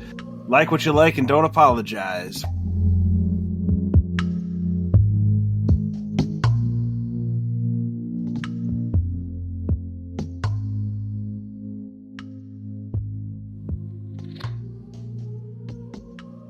All right. Hey, thank you everyone for listening to the show. We have a little bit of announcements to make. The first thing on the agenda is we had our question of the month for March, and tonight we're going to announce our question of the month for April. And it's a very simple question, but it's going to get so many different answers. And the question for April is, what is your go-to subclass of choice in PvP, if you play it, and PvE?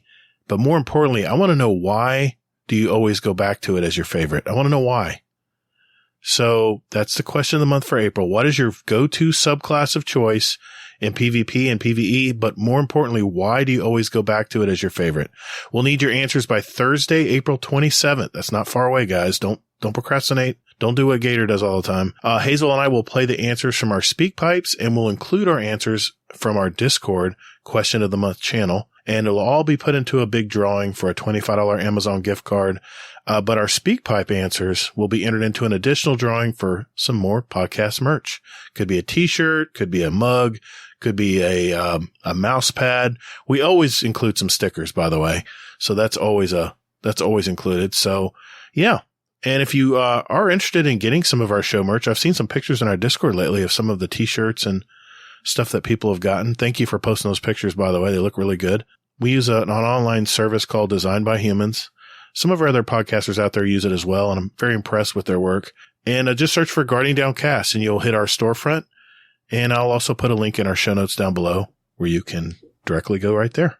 All right, I have a mouse pad that I use at work.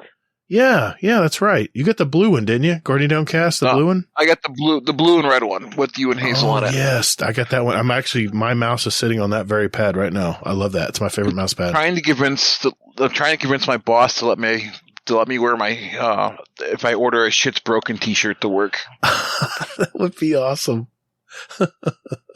Hey, what's great about he said no. Oh well. What's great about merch is you guys are representing us, you know? You're getting our name out there. That's the cool thing. So, but there's some cool stuff in there. We got a lot of different designs. So you may go through there and look and see something you like. So, designedbyhumans.com and just search for Guardian Downcast. You'll find our storefront. All right. I want to give a shout out. We have a bunch of new patrons tonight. Man, just really impressed with all the turnout. I wanted to welcome our new fist bump patron. That would be Kogo4. Thank you, sir. We have a new tip jar patron, Blackbird31, which I actually rated with last week. Thank you, sir. We have another tip jar patron, Metalmark.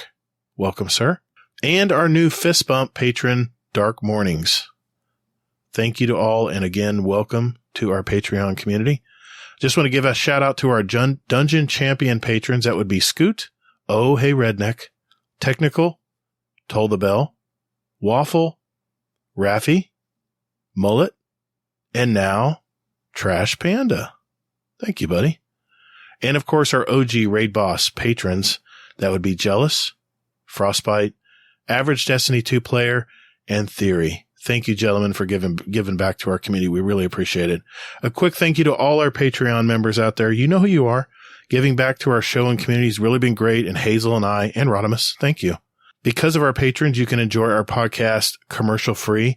And by the way, I was listening to a 2-hour podcast this week, and the conversations were flowing really well, but I got interrupted 8 times by commercial ads.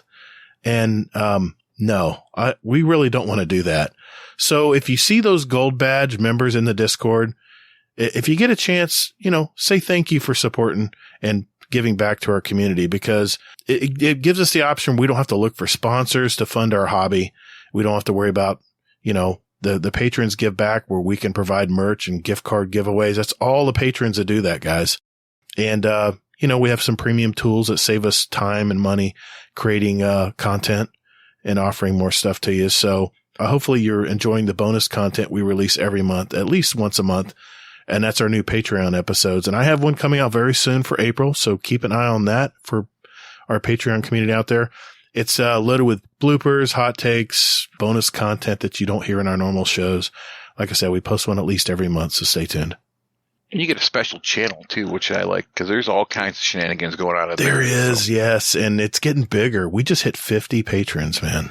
You're at 51, I just counted. No, sir. We're 52 patrons now. 52? Nice. It's outstanding. So, yeah, it gives us more money to buy more merch. I store merch here at my house. And, whenever we have giveaways, we got it there to easily hand out. And of course it pays for all the shipping fees to our winners, our drawing winners.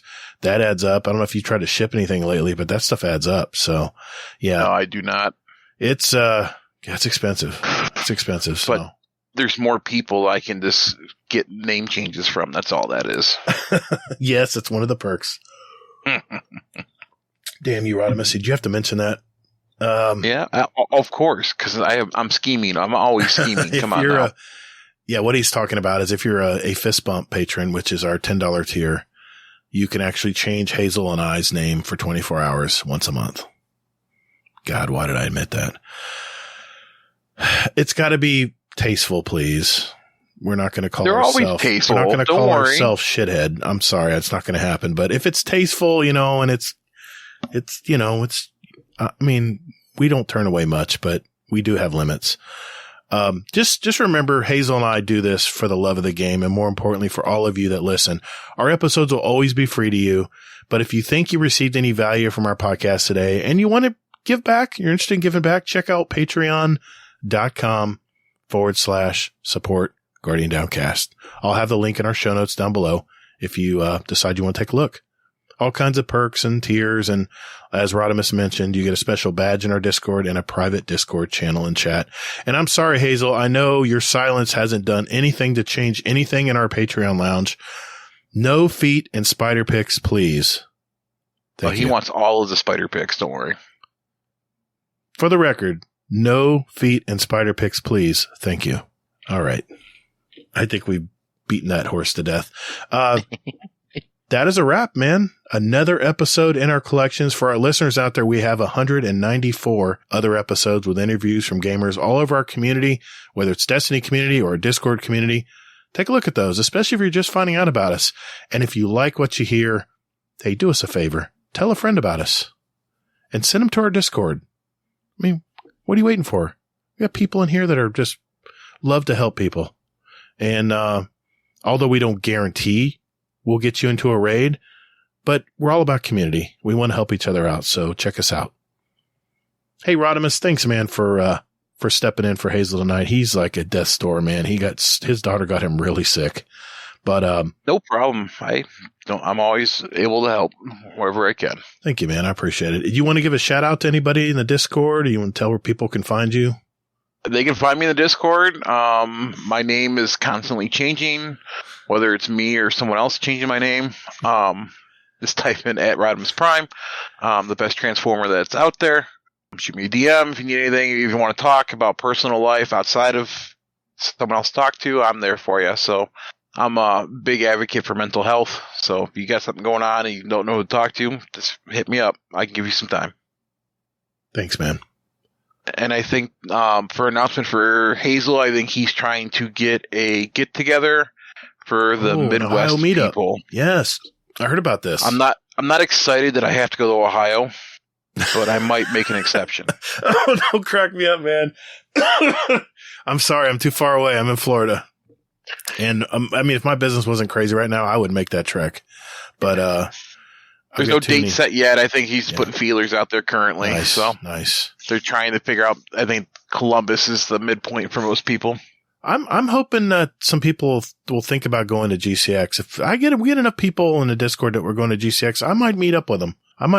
Hopefully Hazel can make it this year, but we'll have to see. I was going to try and make it, but with everything going on in my life right now, I don't think I can make it this year. I might be able to try and make it next year. No worries, man. We'll see how things go. They're still always in play. Yeah. So I see. But yeah, I mean, I see so much positive things for the game Destiny and what Bungie has planned in the future. So I'm really looking forward to the future in the show and everything else. So we'll just have to see, I guess. Hey, you can contact me via Twitter at Todd the Gator. Remember, that's 2 Ds and GATR. You can find me on Steam, PS5, and YouTube. Oh yeah, I got a YouTube channel. Todd the Gator, spelled the very same way. I create videos to help new players try to figure out all the little things in this crazy game we all love. I also have gameplays, some live streaming I do, and maybe an occasional opinion piece, which everyone in our Discord knows I love to express my opinion. So I also have a podcast called the Destiny Help Desk. It does the very same, but it's in an audio format. A lot of my videos translate into an audio podcast for those of you who don't really do the YouTube thing. Just another option for you out there to get some help from the Destiny Help Desk. No affiliation with Bungie. Also keep in mind that this show that you're listening to right now will auto-post to my YouTube channel every week. Just click on the podcast tab on my channel, or there's a playlist for it as well. All right. Doing something a little different tonight. I know we normally have a Scum Death's Corner, and Scum Death did send me a Scum Death's Corner for this week, but I'm going to save that one for next week. We had something that the guys in the Discord put together, and I wanted to give credit where credit was due here, Rodimus. I have no idea who set this up. Not a clue. No clue, huh? Right. None. I want to give credit to Danger, Mullet, Raffy, Scum Death, so he is involved this week, Toll the Bell, Trash Panda, and some guy named Rodimus Prime. Interesting. No idea what you're talking about. Right. Yeah, we got a little, you guys, I guess, got to work and trying to put out an advertisement for Bungie, right? Isn't that what you guys are working on? Yeah, you don't pretty know, much. right? Yeah, right. I don't know. I don't know what we're talking about. Okay. All right. Well, here it is, folks.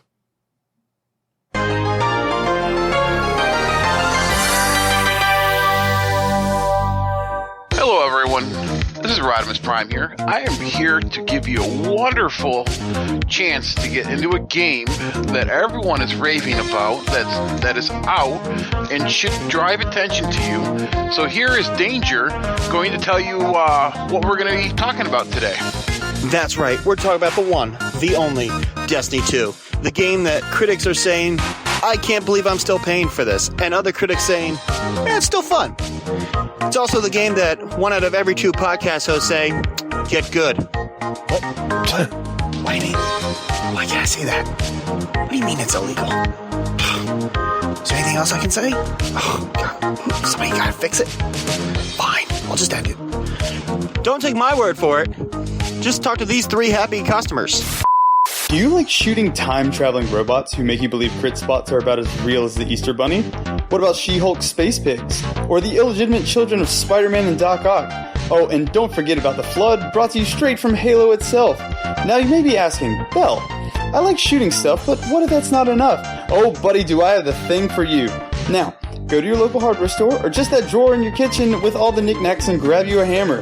Pour gasoline on it and light on fire. There you have it, one flaming hammer, ready to strike down your foes. Welcome to the class we know and love, the Titan. If flaming hammers wasn't good enough for you, what about living out your dreams as Jake Gyllenhaal in The Bubble Boy? Okay, well, what if I was to tell you, you yourself could become Superman and strike down your enemies with all the power of Odin the Almighty? All this could be yours and more. Call now and we will throw in 7 bots for you to use in a game mode we call Gambit. Because, well, you're gonna need them to play this game mode, because for some reason our servers can't find anyone to play. We're still working through that. Alright, Raph, tell these fine people what else this game has to offer. Well, Bo, we have, Space Wizards? Man, why am I the Space Wizard? Anyways, you ever wonder what it'd be like to be Emperor Palpatine? How about Goku? Ever wonder what it'd be like to place a staff down and stay alive forever? Or, maybe just drop a fucking nuke? Well, at that point I would say Space Wizards, Warlocks are for you. Raids are wonderful to test your fucking nuke on those tanky bosses, but beware. Jumping puzzles will not be fun. While the rest of your team is done with the jumping puzzle, you'll still be at the first jump attempting it for the 40th time. And as for Crucible, congrats! You're the second most annoying class to go against aside from Titan. Bell. Between your overpowered melee and your ability to heal yourself, you'll never die. That's enough about these Space Wizards. Here to talk to you about the best class to ever exist, we have the trashiest panda, Mr. Trash Panda. Take it away. Crap. What was my line again? Oh, yeah. Why, thank you, Raph, for the wonderful introduction to the superior class in the game, Hunter. Now, you may be thinking to yourself, crayons are delicious. And if you are, by all means, go Titan with Bell. If you want to wear a dress and float around with those lightning hands, Raph's Warlock is the class for you. But if you want to be the sexiest looking, giant turkey killing, robot smashing, space pig destroyer, then you've come to the right place. Be ready for a good time, all the time. Grab your hat and your Superman Titan buddy by the ass and ride him into the... Wait, PG-13? Right? Okay, moving on. Venture into dungeons filled with every enemy Halo has to offer with your friends for the non-existent chance to get a shiny new weapon with a yellow box. Or if you hate yourself, you can go to Mars and put your ghost to work in our new and improved Nightfall playlist. Carry your superiority with pride, hunters. Ran out of stuff. Hey, Uncle Scumdeath, wake up. It's your turn. Now, here's everyone's favorite uncle to tell you more. Hey, thanks for that, Trashy. Hello, Scumdeath here. Well, Guardians, you've heard all about the classes you can use in Destiny. Maybe you want to be a hunter, be a thief in the night, sneaking around and annoying titans. Or possibly be a floofy warlock and use cheap-ass space magic to also piss off titans. What? Or you could just be a fucking titan and rule this fucking game called Destiny that we love. I will leave it up to you, but Destiny Masterclass, come on, you know it makes sense, come on. So, I shall leave it up to you. Anyway, cheers guys, love you all, goodbye now, love ya, baby, Titans! That was fantastic. Well done, Rodimus. Good job, buddy. Thank you. That was fun, man. That was really fun. Mullet edit all of Nice that, job. yes. Good editing, That was man. Mullet. But when I had posted in the Patreon lounge looking for people for shenanigans, Hazel asked me what I was up to, and I said, well, none yet. You'll figure it out later. That was great. That was great. Thank you, man. That was great. That was a lot of fun. All right, no problem. That's great when people put in the time to do stuff like that. It's very special. Thank you, man. And I encourage other people to try it too, as long as it's tasteful and can be played. I love the 80s theme, man. I'm thinking of a video rental place. I remember hearing that music on all the time. And it kind of fits well with Lightfall right now. It does, because it's kind of like a buddy cop movie, right? Yep. No, that was all. We gave Mullet creativity for that. He had full range, whatever we want to put in there. So I love the transitions, the beep transitions or the radio static. I love those. I got those sound bites too. They're really good. Hey, everyone, as you're playing the new season of Defiance in Lightfall, remember to take breaks. Get outside and touch grass. Maybe not you, Hades, this time. Sorry, buddy. Hope you're getting better. But yeah, everyone else, touch grass, right?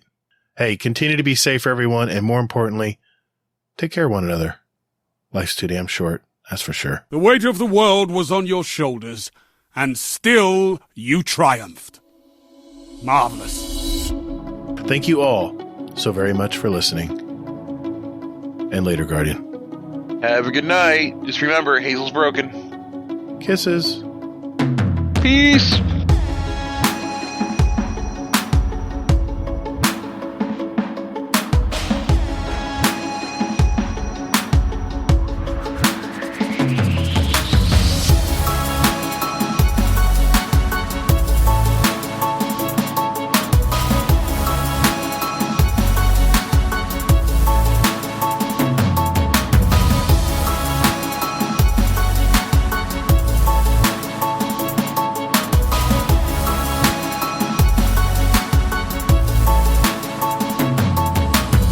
Yes, and you get the people who want like 50 bags of mulch to fit in their Honda Civic.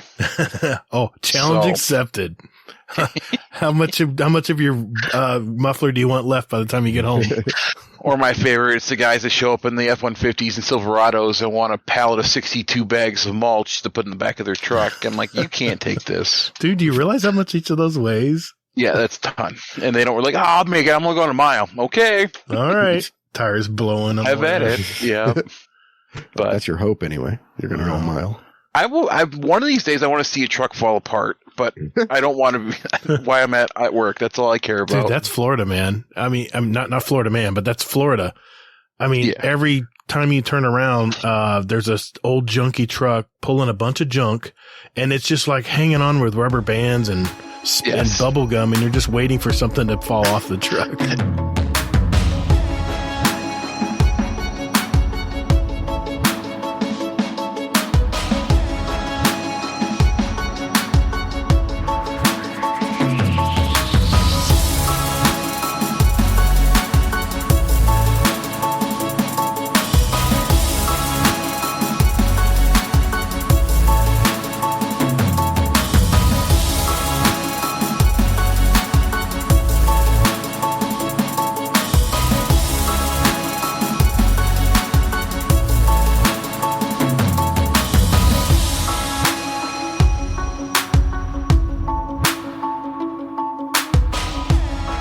I appreciate the PvP-ness. Mm-hmm. Bungie has a habit of doing this for anybody who's unaware, where basically it's like they're building a house. Okay. And then occasionally what they do is they just go in and they just tear the shit out of the floor just so they can put in a new one. Yeah, they just whack off part of the roof. Like, we don't need that anymore. We're going to put something better up now.